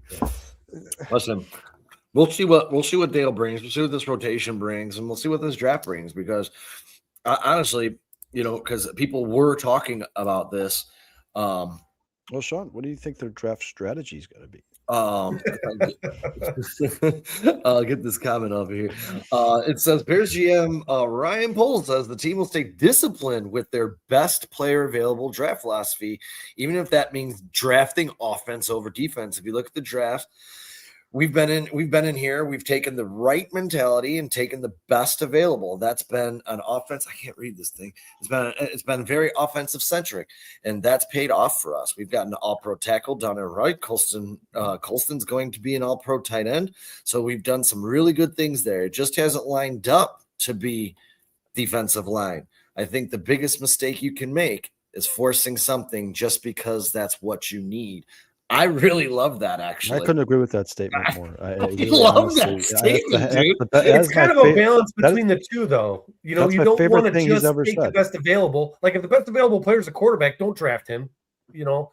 I'm with you, Kyle. Outside of the quarterback position, I'd say pretty much. I mean, Jason, would you be upset if they took a receiver at 25 because they think he's the next? Not at all. Justin Jefferson. But then I think, look, you can't pick a wide receiver every round either if it winds up being the best player available. So it's almost like it's a backhanded statement. It's got two sides to it because you do have to address needs. That's the whole point of the draft in the first place, is to address needs of the team with young players that you can fit in there. So there's still things that you have to get done. I would draft a center, maybe not the top of my list, but safety would be on there too. A quarterback would be on there. An edge rusher would be nice. These are still positions that we have a serious need for that can have immediate impact.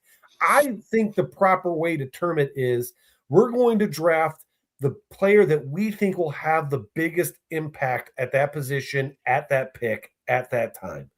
I just worry that if you continue to draft position need, and I understand what you're saying, Jason. You're saying like it's kind of meat in the middle, right? Like it's kind of like the teams that do draft based off of position of need, that starts to snowball a little bit, man. Like, because you'll have don't pass up a guy. Yeah, they'll be like, oh, let's take a defensive tackle this year because we need a defensive tackle, and then next year they're like, oh, well, the best available player in this draft is defensive tackle, but we already took one last year, so let's take this wide receiver. Well, now you could have gotten that wide receiver last year and the defensive 100%. Tackle the year after, and you would have the two best players in the draft, right? That's, to me personally, and you guys have heard me say this before 1,000 times. If you add blue chip talent, if you add quality starters, if you add superstars, eventually your team's going to get better, and it doesn't matter where you add them. That's why I was never opposed to drafting a punter in the 4th round. If you think he's going to be the best punter in NFL history, then draft him in the 4th round. I'm not opposed to that. If you draft an absolute stud or superstar, or blue chip quality talent, every position on the field, but in the next 4 years, with all your draft picks, at least the 22 starters, then you're going to be a really damn good team. It doesn't matter what order you get them in. Doesn't matter what order you get them. My follow-up question, if I was the reporter there, would have been like, what about Velus Jones Jr.? What about that to me, that was not the best available player. That was not the best available player. I mean, unless you're going for special teams. For me, my draft, what I would be trying to do if I was an NFL GM, for me personally, is draft the best available player. Draft for value, not need. So always draft the best available player. And you guys remember the New England Patriots whenever they had these, when they in that championship run, they always had these 4 needs on the screen in the draft. Like they need offensive line, defensive, and they would totally blow your mind and draft something completely out of there because they thought he was the best available player. Number 2 for me in terms of draft strategy would be always trade down and don't ever trade up. Don't ever be giving picks away. Always accumulate picks. Another thing that New England Patriots did in the early 2000s that led to 7 Super Bowls. There's 7 Super Bowls. Another thing that I would say is try to rank positional value, right? Like if you think that wide receivers are more valuable than the running backs, then save the running backs for the 3rd or 4th round and draft the wide receivers in the 1st and 2nd and 3rd round, right? Does that make sense? And then lastly, just because a guy is athletically gifted doesn't mean he's going to fit into your scheme. So always draft guys that fit more in your scheme and not guys that are more that I'm going to draft this guy because he's 6'2", 240 pounds, and he jumps high and he runs fast. Draft guys that you've watched the tape on film. They were successful in college for 4 years and they fit your scheme. That to me should be the Bears draft strategy every single year. Those 4 rules right there. If they follow those 4 rules, I think they'd be a really damn good team. And I think that's what teams like the Philadelphia Eagles do. Yeah, and I guess what I'm saying is, look, if you need a tackle, don't just draft a defensive tackle because you need a defensive tackle. your goal should be to get the best defensive tackle possible. You know what I mean? And if your strategy is like, look, the guys that we want in the first round aren't there, we'll get one in the third round or whatever. I'm fine with that, right? But at some point in time, you do have to address certain positions. You can't just keep drafting the same three elite positions and leave linebacker alone, leave cornerback alone, leave safety alone, leave defensive tackle alone, leave edge alone. Like sooner or later, you gotta fill a need. So, if I were to add one, which by the way, your 4 points are great, I would. You still have to weigh in your needs. At some point in time, they have to become important. Really quick. Sorry, Sean. We got 85 people watching, man. I just want to say, if you guys are watching on Twitter, if you're watching on Facebook, please go over to the YouTube channel and please hit that like and subscribe button, man. That does absolute wonders for us. Sorry, Sean. Go ahead, man. No, I just wanted to say to Slim here, who said Devin Bush isn't half of the linebacker as Tremaine Edmonds. I hate to tell you, my friend, love the contributions to the show, but overall grade for Devin Bush, he wound up grading out as the 4th highest linebacker in the league last year, 8th against the run, 30th against the pass, 4th in coverage, 10th in assisted tackles. He was 12th in forced fumbles, and I'm going to tell you this, that is way higher. You know what? We'll just go over Tremaine Edmonds. He was 34th in overall grade, 15th against the run, 60th against the pass, 49th in coverage. He had no forced fumbles. So when you say that, when you say that Devin Bush doesn't replace Tremaine Edmonds, I would say I think he does tenfold and does everything better, because if you go back to 2024, he graded out as the number 7 linebacker in the NFL. So from his career where he started, where he didn't live up to that first round grade, every year as you go, he's become better and better and better. And now he's sitting right in the prime of his career, where I think Tremaine Edmonds is on the other side of that. We can agree to disagree. I think Devin Bush is an incredible upgrade over Tremaine Edmonds. What do you guys? Do you guys agree with that or disagree with that? Look, I don't think they didn't like Edmonds. I think the salary and the situation meant that we had to move on from him. Because I think before he got injured last year, Edmonds was having a hell of a season for sure. 4 picks. I think he was leading the team in tackles. I mean, he was having a great year. The problem is that we can and did find, I think, what will wind up being better production from a different player, and we're able to make some maybe other moves. So that's really what it was about. I think if they didn't have to move on from Edmonds, I don't think they would have. I also believe that they're just like we talked about this with draft strategy. I don't think Tremaine Edmonds was necessarily fits the scheme. I mean, they said they wanted speed. Tremaine Edmonds plays a little bit clunky. They said they wanted better guys who are better in coverage. He certainly is not that. They want guys who are violent, who like to tackle, guys who can burst through the hole. Tremaine Edmonds gets fouled up at times, man. He was tough to find for him to find his gaps at times last year. I agree with you, Sean. I think he's just a guy who's got a little more try to wear on the tires, and he's wearing down a little bit, especially due to the injuries in the last couple of seasons. But I think Tremaine Edmonds certainly serves a purpose. I think he's a good linebacker in the NFL. I just think Devin Bush would be more explosive in this defense. Now, Tremaine Edmonds might be more explosive in Dallas in the Cowboys defense or Matt Eberflus. Or anywhere where they run that style of defense where they're playing a lot of cover. His goal or his job is to just cover the middle of the field. He's not really going to attack the running game too much. That guy who kind of lays in wait. I think Edmonds serves his purpose, but Devin Bush is more violent. He's more aggressive. He's what Dennis Allen, I believe what Dennis Allen wants this defense, what their identity, he wants their identity to be, man. I think this team wants to punch you in the mouth. I think that's what Dennis Allen's going to try to do. He's going to try to make you guys look at the 2 additions they made, Kobe Bryant and Devin Bush. Go look at their NFL profiles, like what the people think they've accomplished since they've been in the league. Both of them, the main 2 things they talk about: violent, not afraid of tackling, hits hard. It hits fast, makes quick decisions. That's speed. I don't think that, even though Tremaine Edmonds is a good player, I don't that if you had to describe Tremaine Edmonds, none of that stuff to me would be in Tremaine Edmonds' description in any way, shape, or form. And the chat brings up good points, man. He was kind of stuck in the mud, always out of position, missing tackles. Clunky. Justin and J2K are hitting it pretty much like dead on. Yeah, it's like the numbers looked good, but there was if you watch tape, there's like, whoa, dude, what are you doing over here? What are you doing over there? It's just Hey, it's fun. and you guys know I was a Tremaine Edmonds defender. I always still thought the like guy was Tremaine gonna Edmonds. I thought he was I- always going to bounce back for the Bears and be an All-Pro, and it just didn't work out for him here. And you know what? Well, he's playing for the New York Football Giants. I hope he does well, unless he's playing Me the too. Chicago Bears. Me too, and I think he's going to. You know, I personally think, and Slim, obviously you don't think, and that's cool, man. That's what makes this world a great place.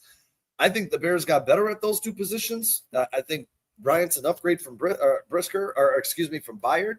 I know Byard had interceptions and this and that, but also a lot of times out of coverage, not in the right spots. Got burned a few times. Well, because sometimes his and trick also on trying to much pull a younger. play on the QB didn't work. So Yeah. he was purposely out of position and got bit on it because the quarterback was smart enough to not bite on it. And then he would get, eaten up on it. But again, he's another guy that I liked a lot. I think everybody liked him a lot. I think the team liked him a lot. I think the locker room loved him. I mean, he's a great presence. It's a business, man. We can't keep everybody on the team forever, unfortunately. Sean talked about this for weeks. Dennis Allen wants a defense that's more tight, more fundamentally sound. Guys, like, listen, Kevin Byard's awesome. I love him. He led the league in interceptions last year. But generally, the guys who lead the league in interceptions are guys who take chances. And when you take chances, you're going to give up big plays from time to time. Dennis Allen doesn't want that. Like, I believe he thinks you can't live and die on turnovers, takeaways. So he's like, I want guys who don't let you complete passes rather than guys that let you complete passes and then force fumbles. The Bears were ranked 29th in the NFL in pass coverage last year for a reason, guys. And listen, the takeaways were fun. It was awesome. It was fun. It was cool to watch. But I think they'd like to be closer to that 06 Bears team that does both. We get takeaways and we're fundamentally sound. And there's not a lot of space on the field for the opposing offense. I think and guys who swarm to the ball, guys who are violent, guys who attack. I think that's what Dennis Allen wants this defense to look like. And unfortunately for some of the Bears players that were here last year, they're good players. They just don't fit that scheme. Yeah. And you know what? We're going to find out. We're going to find out if these were mistakes as soon as they get on that grass in 2026, which I can't wait for. I just pray. I pray for once. I pray for once of just health for the Chicago Bears, man. You're going to get dinged up during the football season, but I don't want these Kyler Gordon, 4 to 6 game misses, or, and speaking of recovering from injury, I would highly suggest anyone go to Jalen Johnson's IG. And if you guys don't think that boy is going to get back, he just dropped today his offseason workout film and what he's doing. Looks 100% healthy, and I believe he'll be back to all-pro form next year for the Chicago Bears. He's definitely putting in the work. He ain't God knows we need it. Yeah, me too, Slim. 3 picks in the top 60 makes an exciting draft for me. The only thing about the Bears draft, and we've noticed this when we're doing the mock drafts, is there's that fifth and sixth round are so awkward for the Bears, man. You're just sitting there watching all this talent drop off the board, and then you get there in the 7th round, you got 2 picks, and you're like, well, we had our board from top to bottom. We just eliminated 130 players. Now we're stuck with these guys down here. I would love to see the Bears try to trade those 2 7th round picks to get back in the 6th round, because I just don't. The 7th rounds are tough. Those rounds are tough, man. That's tough, man. That's like a 20-80 shot. The 7th round picks, man. Yeah. I will tell you this. I am. What are we? What's today's date? The first to 20 was 22 days. The draft's the 23rd of April, isn't it? I believe. I believe so. Yeah, 23rd for 22 days away. Oh my God! I that weekend, I'm just so excited for that entire freaking weekend, man, because I just want to see what we get and where we go, because that's going to dot the I's and cross the T's, and then we're going to be able to start finally putting the picture together, man, and all the speculation will be gone. The roster will be somewhat together, and it's going to be exciting. And I do think after hearing Ryan Poles here and us doing these mocks just on Monday and not seeing, Messidor wasn't there, Warren wasn't there, Thieneman wasn't there. A lot of these guys weren't there. The Bears flip that and take a wide receiver and or running back and or trade back if, their player isn't there. It's all exciting. And right now at 25, if there's not someone they want, defensively, go offense. Who cares? Add a wide receiver. Add him. Do it. Go get Jadarian Price in your backfield. Go get Chris Brazell out of Tennessee. Go get one of these guys. Go get Ted Hurst in the 4th round. Like whatever you do, man. Like just go do what you think is best, because I'm gaining trust, and I gained trust after a little bit more trust after last year's draft. To me, that's what Ryan Post statement today said. Hey guys, if we're there at 25 and we take somebody that you didn't expect, like last year when we took Olsen Lova, don't freak out. We're taking the guy we think is an absolute stud, a guy who is blue chip quality talent, and the guy who's left at 25 for us. Maybe that's not a defensive tackle. Maybe it's not a defensive end. Maybe it's not a safety. It's the guy we think is the best available player in this draft and is going to be perennial Pro Bowler on this team for a long time. If it's a running back or wide receiver, so be it. If it's a tackle, so be it. Go get him. Well, the good news is the Bears still have a lot of holes and needs, even at depth, that if you do wind up picking best available player, it's probably still going to be really good for the Bears, regardless. He's probably going to wind up starting at some position. You can literally pick the best available player you think on defense, anywhere on the defense, and it's going to fill a need. So that's number one. But yeah, if you got another wide receiver or another offensive lineman, wouldn't be upset with that. You picked up another running back, wouldn't be mad with that. I wouldn't pick early a quarterback. That's probably the only thing I would say please don't do. But if they picked one of those 2 7th rounders or a quarterback, I wouldn't be upset with it. I wouldn't care at all. I'll tell you, if Cole Payton's there in the 7th round, I would definitely do it. Do it. Worst case scenario, that's just players could wind up as trade bait later on, Yeah, I like what Slimbo Boogie asked this question there, guys. He says, if I'm assuming you could trade up for any of the following, would you do it? Bailey, Reese, Love, Tate, Freeling, Maguia. I don't know how to say that. Bain, Styles, Downs, Fano. I don't know, Sean. Would you trade up for Styles? Sean, it depends on when, right? I mean, you're not trading up to the first pick in the draft for Sonny Styles. That would set your franchise back 3 years. You'd be trading away basically your whole next season's draft. Out of this list, though, if it was a realistic possibility, I would probably go. I would go Styles first, Freeling second, Avril Reese third. That's just me. I don't know what anyone else would do. But watching Avril Reese, man, that dude's he's going to be something else, man. He's going to be something else. And Freeling's probably the best tackle in this draft, hands down. I think it's him and then everybody else. We can agree to disagree. If someone doesn't agree with that, that's fine. But I think Freeling has the highest upside, long 10-year starter in this league, anchoring the left side of someone's line. So, and that's why I don't think he's going to make it out of the top 10 picks either. So maybe top 15, top 12. Maybe not top 10. I don't know the needs of every team in the top 10, so I can't say that, unequivocally. But Brandon makes a good point too. You might be able to take that 4th, trade down to later in the 4th, and then pick up, a 5th or a 6th also. So that could be one way that he does that, gets back into those rounds. Or trade up, like you said. I agree. Or the NFL could just give us our 3rd round pick that we deserve. So righteously, if we can have an extra 3rd round pick, that would be nice too. I wouldn't, as Brando says here, man. I wouldn't mind if McNeil Warren isn't there.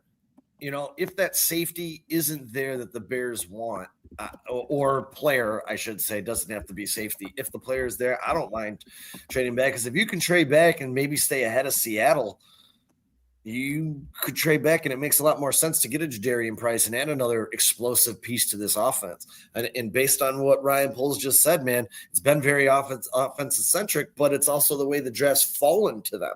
You know what I mean?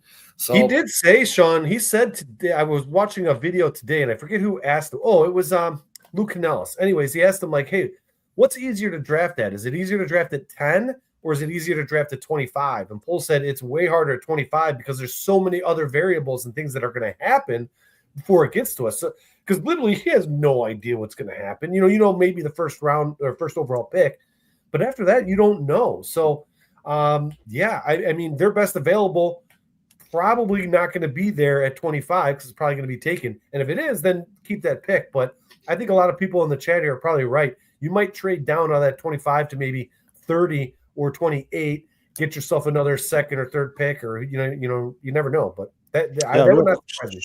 sorry guys, real quick, have you guys seen that name before? Squirrel. Yes, Gel the squirrel. I thought I've seen Squirrel before, but I either think she was here on Monday, but uh, you know what? Let's give him a way. clap. I love the thumbnail. Thank you for joining the show. We appreciate it. The Squirrel says Bears need to draft a wide receiver to replace DJ Moore and a running back. They also need help on defense in the secondary and maybe get a pass rusher too. Yeah, that's a tall task there. But yeah, I'm assuming some of those positions will be addressed in this draft for sure. But like I said, man, you guys have heard me say this 1,000 times. Best available. Always add blue chip quality talent, and your team eventually will get better. I promise. I found it interesting, J2K, that he just said that there's a lot of question marks in the Bears secondary. A healthy, and I just want to get your thinking on this. A healthy Kyler Gordon, a healthy Jalen Johnson, a healthy Kobe Bryant isn't already better than the secondary that played in all 17 games last year. I personally believe that it is. Would I be wrong? Do you guys disagree with that? You heard me say earlier, Sean, if the Bears are healthy, they're better by default. I mean, Kyler Gordon played 3 games outside of the playoffs. Jalen Johnson missed the first half of the season. It was never 100%. Terrell Smith tore his ACL in training camp, never played a single snap. Zay Frazier never played a single snap. Deo missed most of the season. I think he played 5 games. Shamar Turner was injured the second he started to look like he was making an impact for this team. Almost the entire team defense went down at one point or another last year. I think listen, Dustin went in the chat and said, if they can stay healthy, he's a big if for sure. Absolutely. Sure. But even if you'd like to be somewhere between there, right? Like, they're not all going to play 17 games, but at the same time, last year was insane. I felt like every single time. I mean, TJ Edwards was hurt for a big chunk of the season. Jermaine Edmonds was hurt for a big chunk of the season. Everybody on the Bears defense was hurt for that. You at least hope that 3 guys this season can stay healthy for 17 games. Then you're better off than you were last year. Sure, absolutely, 100%. Mm-hmm. And those are the guys that Ryan Poles wanted here. The guys that he extended were Montez Sweat, Jalen Johnson, Kyler Gordon, TJ Edwards, and none of those guys played an entire season. Well, I guess Montez Sweat did, but you're missing 3 or 4 core pieces. Right. And someone was in here saying Malachi Lawrence. I'm a fan of Malachi Lawrence. You know who might not be? The Chicago Bears, and I'll tell you why. 4.2% stop rate as a run defender was among the lowest in this edge class, and a 23.3 missed tackle rate in 2025, and a college career 22.4% missed tackle rate indicates one thing. This dude has problems finishing plays. He's not reliable. I like Lawrence. I think he's going to play a role in the NFL. I don't know if it'll be on the Bears, because if you can't stop the run, I don't think you're going to be in the blue and navy and orange on the lakefront for the Bears. That's just my personal opinion. I do like him as a pass defender or as a pass rusher. I just think he's a one-trick pony, and that's just my opinion on it. But numbers don't lie. 22.4 missed tackle rate. That is terrible, man. And last year, his career was 22. Last year, it went up. That's a red flag for me, guys. I don't know, man. What do you guys think about this trade? I would say if you're trading a first-round pick and you're not getting a first-round pick in return, I'd say you'd have to get 4 picks back. If you're trading 3, you'd have to get 4 picks. That's just me. Like, maybe the same exact trade, Howie, but they throw their 7th-round pick in as well, because getting back first-round picks are more valuable than anything in the NFL today, more valuable than almost any free agent. So if not for the contracts alone that you could sign, you know what I mean? You get the 5th-year option. You're getting a stud, what should be a stud in the first round for a 5-year contract, on a rookie contract, which 25 is nothing. You're talking about $2 million a year. I would be asking for if that's the trade they're asking for. I'd say if you guys want our 25, you're sending us 4 picks back, not 3. It's not going to be right. Yeah, but the starting cornerback that we lost, J2K, was Nashawn Wright. He sucks. I'm sorry. He had a stellar year, but over his career, he has not really been that great. I'm happy for him. He got that contract. He was good at taking the ball away. He couldn't cover me. Right. Yeah, I'll tell you what, guys. You just watched him at the Jets, right? If he has a season where is he on the Jets? Is that who signed him? So, right? He went to the Jets. I don't know. If he has a season where those turnovers aren't coming the way they were last year, if he doesn't have 8 takeaways or 8 forced takeaways, if he has 4, but he's the same in coverage, you are going to be like, man, thank God the Bears did not sign Nashawn Wright. And listen, I don't dislike Nashawn Wright. I think he's a He's by all intents and purposes, he seems like a very good dude, and I love what he did for this team last year. But at the end Yeah, of the me day, too. we Me just too. talked about how this team is trying to become more fundamentally sound and eliminate space, open space on defense instead of Coverage is relying on one of those turnovers. big things. Nashon Wright, it would not be a good addition to this team if that's the identity you're looking for. Like, hey, we need to eliminate green grass. We can't give this team so much open space. But Nashon Wright does not fit in your scheme. He just doesn't fit your scheme. And you can't bank on him getting 5 interceptions every single season. You can't bank on that. Some of that is just pure luck. Some interceptions, like the game against JJ McCarthy. Just JJ McCarthy throw that pass in week 17? Probably not. But in week 1 as a rookie, he threw that ball right to Nashon, and Nashon took it to the house. You're not going to get those interceptions every year, man. It doesn't come every. Well, I'm going to make it make sense for you because we went over this a couple of weeks ago, I think last week or 2 weeks ago, with the Tyreek Stevenson thing. He's obviously fallen out of favor. Should Nashon Wright have beaten him out? I don't know. I really don't, because they looked a lot better in the playoffs with Stevenson playing. That's what I'm saying. Stevenson, when given the opportunity, looks like he's learning, and he's out there busting his hump right now. He's putting out training videos every day. He's working out personally and then going to the Bears facility and working out. This guy wants it. He's grinding. We went over the numbers. As a rookie for the Bears, defensive player of the week, week 17, 2023, 16 pass breakups in 23, tied for number 1 amongst all rookies. NFC defensive player of the year, week 2 of 2024, tied for first and forced fumbles at cornerback in 2024. He needs a bounce back year. He needs to fix his attitude. He needs to keep his head on straight. But if I was sitting here evaluating talent, would I say whatever happened in that locker room that the Bears chose to put Nashon Wright over him? That's fine. I personally, and this is my opinion, J2K, you may have a different one. I think Tyreek Stevenson is a more talented player, and I don't even think it's close when it comes to him and Nashon Wright. But that's just my opinion, and he also does have some scheme flexibility. So I hope the Bears give him a chance, and if they don't, hopefully they trade him away. I don't know if you guys agree with that or disagree with that, but I think we should trade him away, to be honest with you. I like the kid, but we have given him multiple chances. He's on like chance 3 right now. You know what I mean? And the only guy getting in his way is him. He's the only guy ruining his career. The Bears have given him every opportunity. And I think because he's still in that rookie contract, that's why he's still here. If he was on a second deal, they would have tried to move him a long time ago. I would really like to see him do very well because he can be very good and sticky in coverage. He can be very, very good. And you guys are right. I mean, Kyle, you said it, exactly. You don't need, it's great to have 6-7 interceptions. It's awesome. Don't get me wrong. But you'd rather have a guy that hasn't allowed a reception. You'd rather have that. Here's the question for you. Is 6-7 interceptions as good as 10 or 12 pass breakups? Well, here's a question for you. Is Nashon Wright having 6 interceptions? Let's say 6 interceptions whatever he had last year, but giving up 748 yards of offense to the opposing team, as good as Jalen Johnson having 2 picks but giving up 167 receiving yards on the season? No, right, exactly. No, right. Exactly. Jalen Johnson his best season. I think he gave up 176 receiving yards. Nashon Wright gave that up in one fucking game. Yeah, that may be also part of the reason why we're not getting sacks, because the coverage is so bad. The quarterback's able to get rid of the ball and complete a pass. A lot of these sacks that you'll hear the term coverage sack. It's because the quarterback's got nowhere to throw the ball. We're just going to get sacks from that. It's not quality pressure, but it's still a sack nonetheless. That's really what you want. You don't want the quarterback to be able to move the ball at all. Yeah, and really quick, J2K, I'm saying that the Bears chose the less talented player for whatever reason. If the coaches are out on Tyreek Stevenson, then get him the fuck out of here. Goodbye.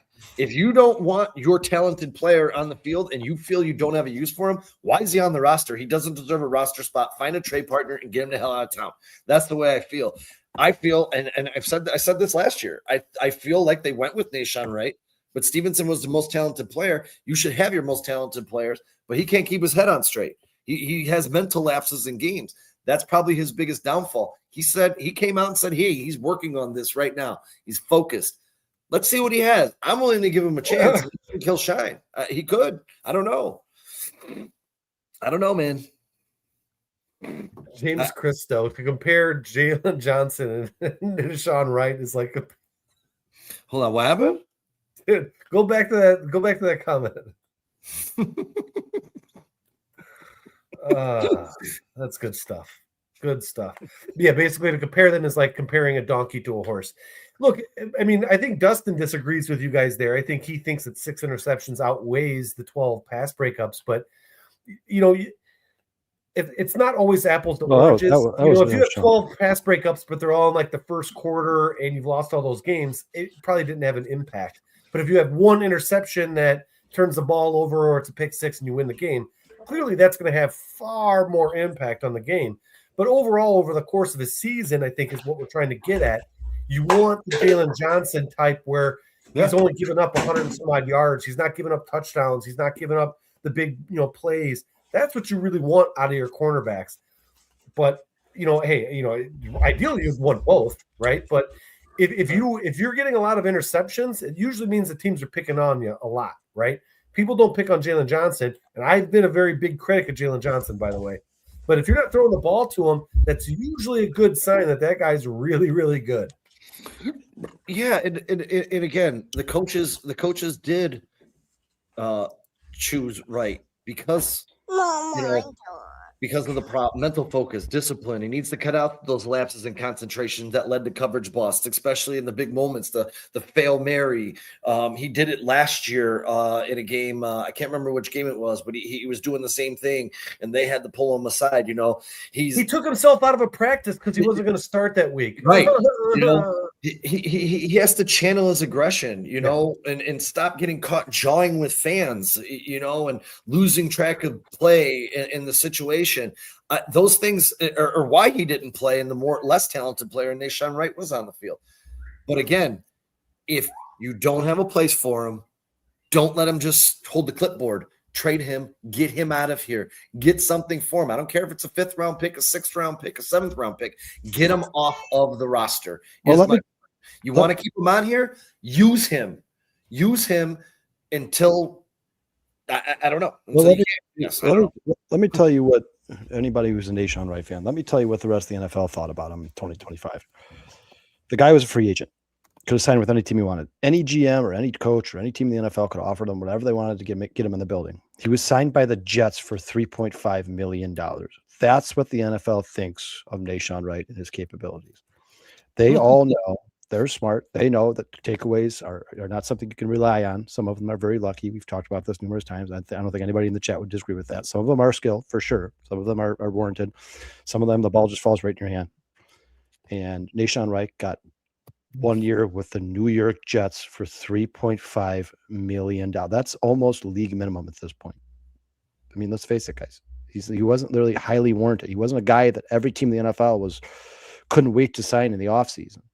And I have a strong feeling the Bears gave him a chance to come back here as a backup. And they said, hey, what do you want? What are you looking to sign for? He said $3.5 million. And maybe they were like, we'll give you $2 million. And he was like, I want $3.5 million. And they obviously thought that was too much. Good for him, by the way. Take the more money. Yeah, sure. And I don't dislike Deshaun Wright, but we know for a fact the Bears did meet with his agent. So they obviously discussed something at the end of the season. They discussed whether or not they're going to bring him back here. And when he said, I want $3.5 million, they were like, then have fun on the Jets. Mm-hmm. And this could be it here, man. Slim, he allowed 53 receptions, 13.7 yards per catch, and an opposing passer rating of 94.7 when targeted. That's not a guy you bring back because he had some lucky plays. I'm sorry. Again, we all agree to disagree.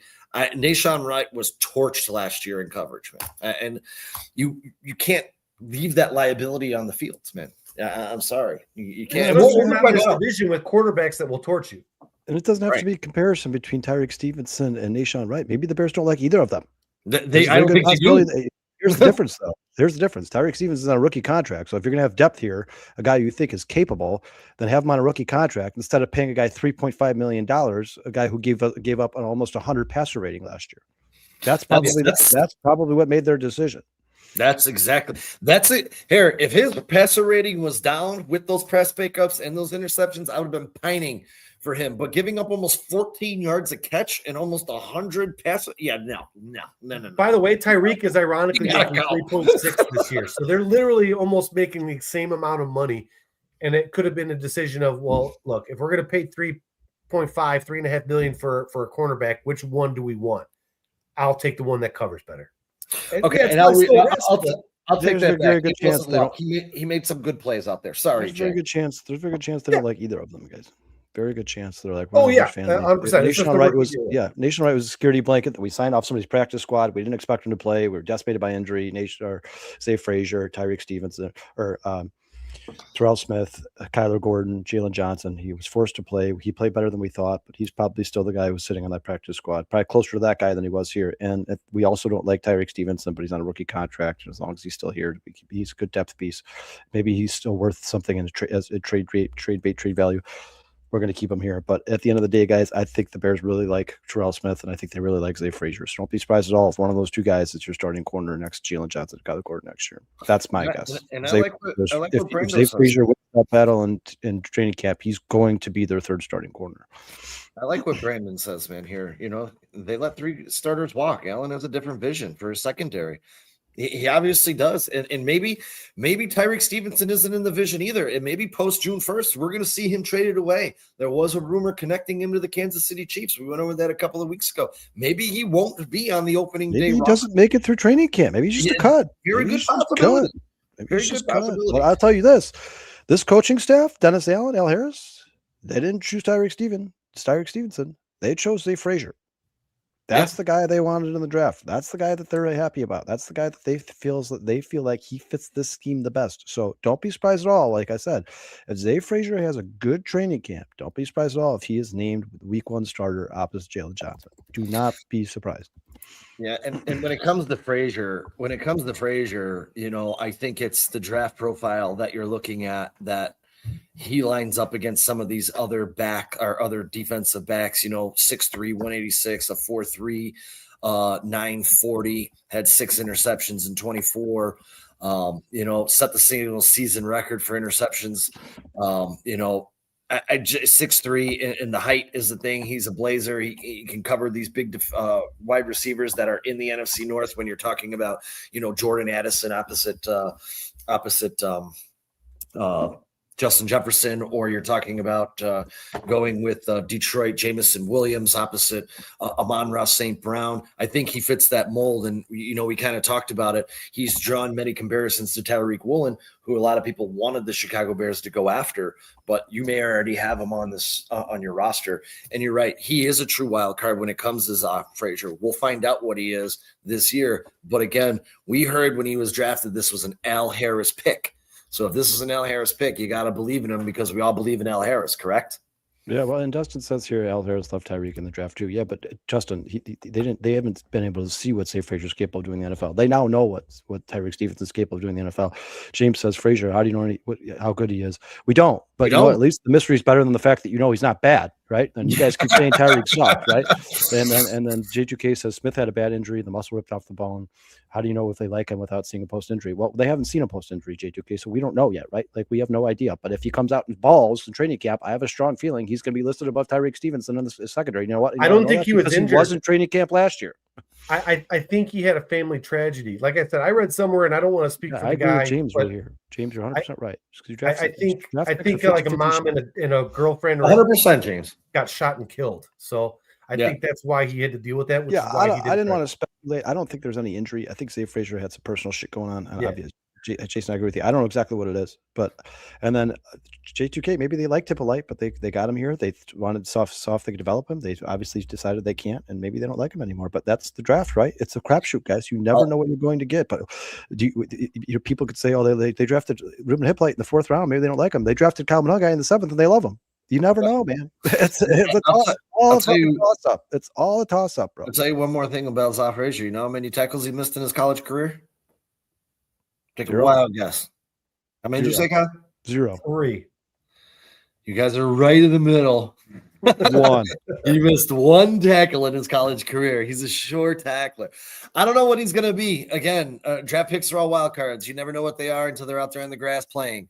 But obviously, Al Harris liked them. They got him. Let's see what he's got. And he may be the answer instead of Tyreek Stevenson.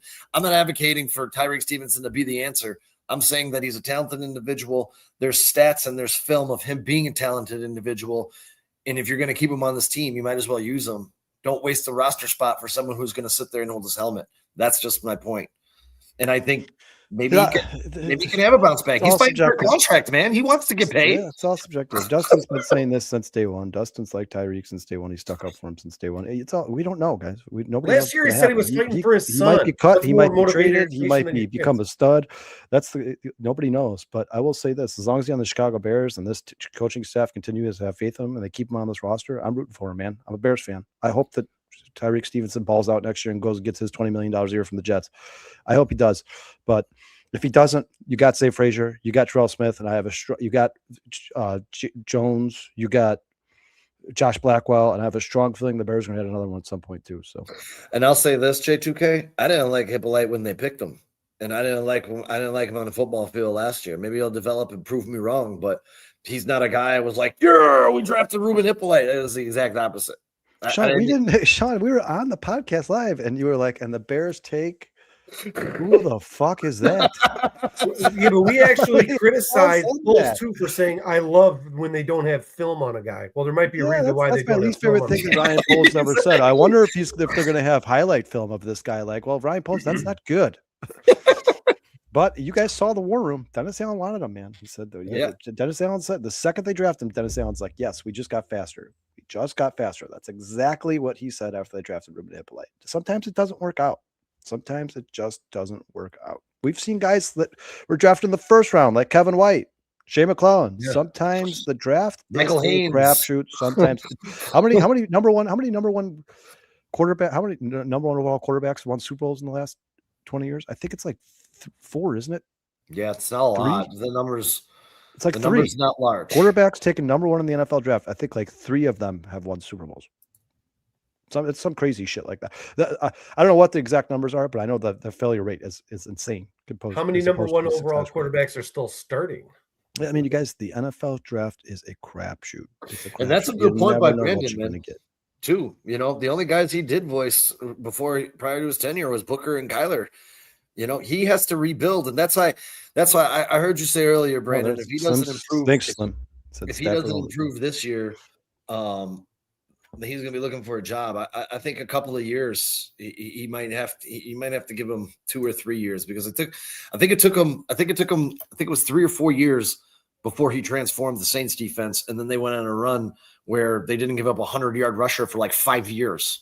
So you have to give this guy some time to get his players here. And if what they're saying is here, the defensive draft doesn't fall your way, and you wind up picking offensive players, and your defense is what it is, well, Dennis Allen is, again, using pickup sticks on his defense and 1-year contracted players. I wouldn't put it all on Dennis Allen, is all I'm saying, after 1 year. And I of course he needs to improve. I don't disagree with that, but that's all I'm saying. I said it's just not. Yeah, I mean, it's like you can't, like Ryan Poles can't be like, hey, I need you to build a house, but I'm going to give you a screwdriver. Go build the house. Like you need circle saws and horse. You can't, like, that's like Sean. We talked about this the other day. How many coaches become scapegoats because they get hired by teams with shitty rosters? Yeah. Like the Washington Nationals coach. We were talking about this the other day. Like this guy, by all accounts, he may be a very good manager, but if he's 35 years old and going to be fired by 37. If the Washington Nationals don't add any talent, he's going to become the scapegoat at some point, and it's not his fault. You can't win with a bunch of dog shit. Eli, that's a good one. Jason, do you blame the White Sox woes on their manager? No, I blame it all on their owner. Yeah, you blame it on the shitty roster of their owner. The lack of anything that they've given to anybody in the front office. The directive is I don't care about team in any way, shape, or form. Yeah, it's. I would know more if I was still a fan. Yeah, it's a lack of talent. Man. You have a lack of talent, you don't win games. It's pretty simple. And here, I think.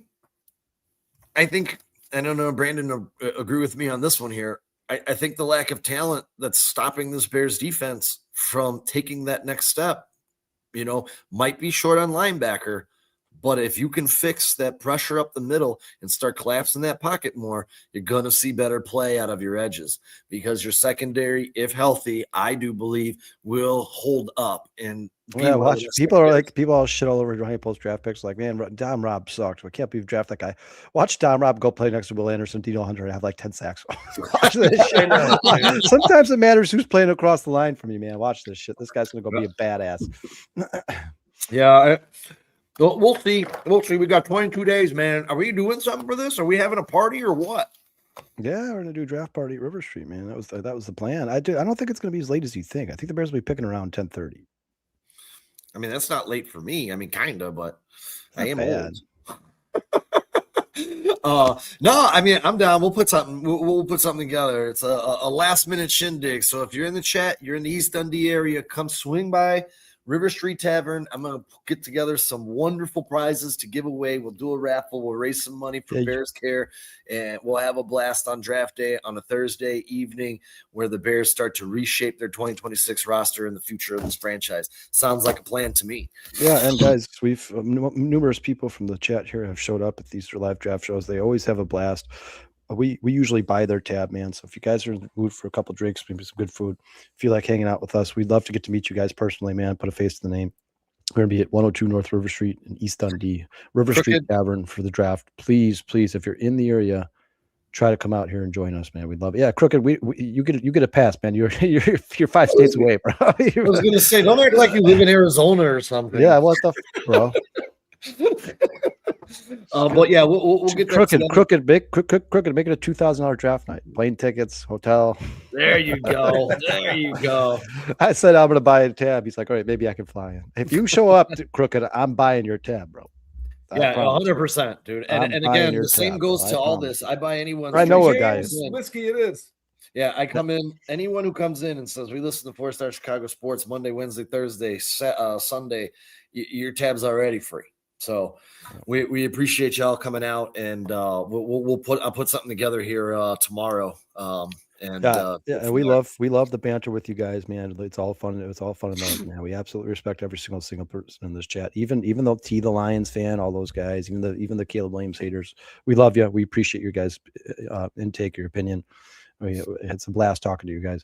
Anything else you guys want to say before we skedaddle? I just want to chat. What do you guys feel about one of these next slow days? We do like an Ask Me Anything show where we just let the chat run the show. Yeah, sure. At least a segment, right? Yeah, for sure. Yeah, 100%. Maybe next week, because honestly, don't look like there's going to be much news coming out over the next 7 days. Obviously, if things change, but yeah, we can do that next week. And I mean, you should have most of your top 30 visits should be coming in the next week and a half. Almost all of them should be rounding it out. Yeah. But I do want to say, even though I'm a Jayhawk through and through, I do always root for ILL. I hope the Illini can win that game against the hated Hurley Huskies. UConn, I'm not a fan, but they did beat Duke, so they got a small place in my heart now. But I hope Illinois wins on Saturday. And if you guys are around in the area this Monday, come up to River Street Tavern. Illinois is in the championship game. We're going to be there. We're going to be hanging out. And again, you walk up to me and say, hey, 4-Star Chicago Sports to watch the show. Yeah. I got your drinks. Don't you worry about a thing. Your drink on me. I promise you that. Should be a really, really good time. And hopefully the Illini are in it. Go Orange. And from there, Bill Self is back, so I'm excited about that. Mm-hmm. And go Cubs. Yeah, go Cubs. We're on the way to Cleveland. How about this? The Cubs almost set a record for most strikeouts in a game today. They had 16, 17 would have been the record, and they missed it because last batter grounded out, and he had him on 2 strikes. Damn it! and Kyle, I'll say this on the Cubs before we really leave, before we check out of here. The starters were fantastic against the Angels. Yes. Even 4 2/3 out of Jamison Taillon, who I was really scared about, and I am going to continue to be scared about because I don't know if how close you're watching it because you were working, Kyle, but that velo is still down 2 miles per hour. Sean, of the 7 whatever runs they scored in this series, the Angels 6-7 runs, whatever they scored, Alex Bregman was solely responsible for 3 defensively. Yes. Yeah, I saw that is that. true. The pitching Well, is not the problem. it helps the Cubs when Trout drops a can of corn in the middle of the Yeah, I saw but that. fly balls in Wrigley are tough. That ground ball last night to Yeah. Alex Bregman was routine, man. Pick that shit Yeah. up. Throw it to Yeah, first. right through his legs. Yeah, come on. Like, Yes. dude, who are you, Billy Yeah. Buckner? They picked that ball up, bro. All right, And well, Naton does not. We'll suck, talk. man. We'll talk about. By the we'll end of the talk about year, that you're going to Sunday. be regretting that statement. Yes. Bill Maton Yeah, is going to we'll be. talk a key about all guy. that stuff Sunday on the North Side 9. If you guys are Yeah. Cubs Yeah, fans, absolutely. Go Don't Cubs. forget, Check out the North Sunday, Side 9. Cubs talk. Erica, I miss you on Sundays. Get out there, girl. Cubs. Come check us out. Let's talk some Cubs baseball. Is there any show I could watch on 4 Stars tomorrow? Are we gonna have a bare minimum tomorrow, Yeah, Dustin? we don't know. We don't know. Oh no. I am Brandon. I have to apologize. My daughter's going to a sleepover. She's going to be at home. My wife, and I are going out on a date night, so I may be able to pull off the show a little bit later. If Dustin and Brandon are in, so I don't got to fill in Yes. date night.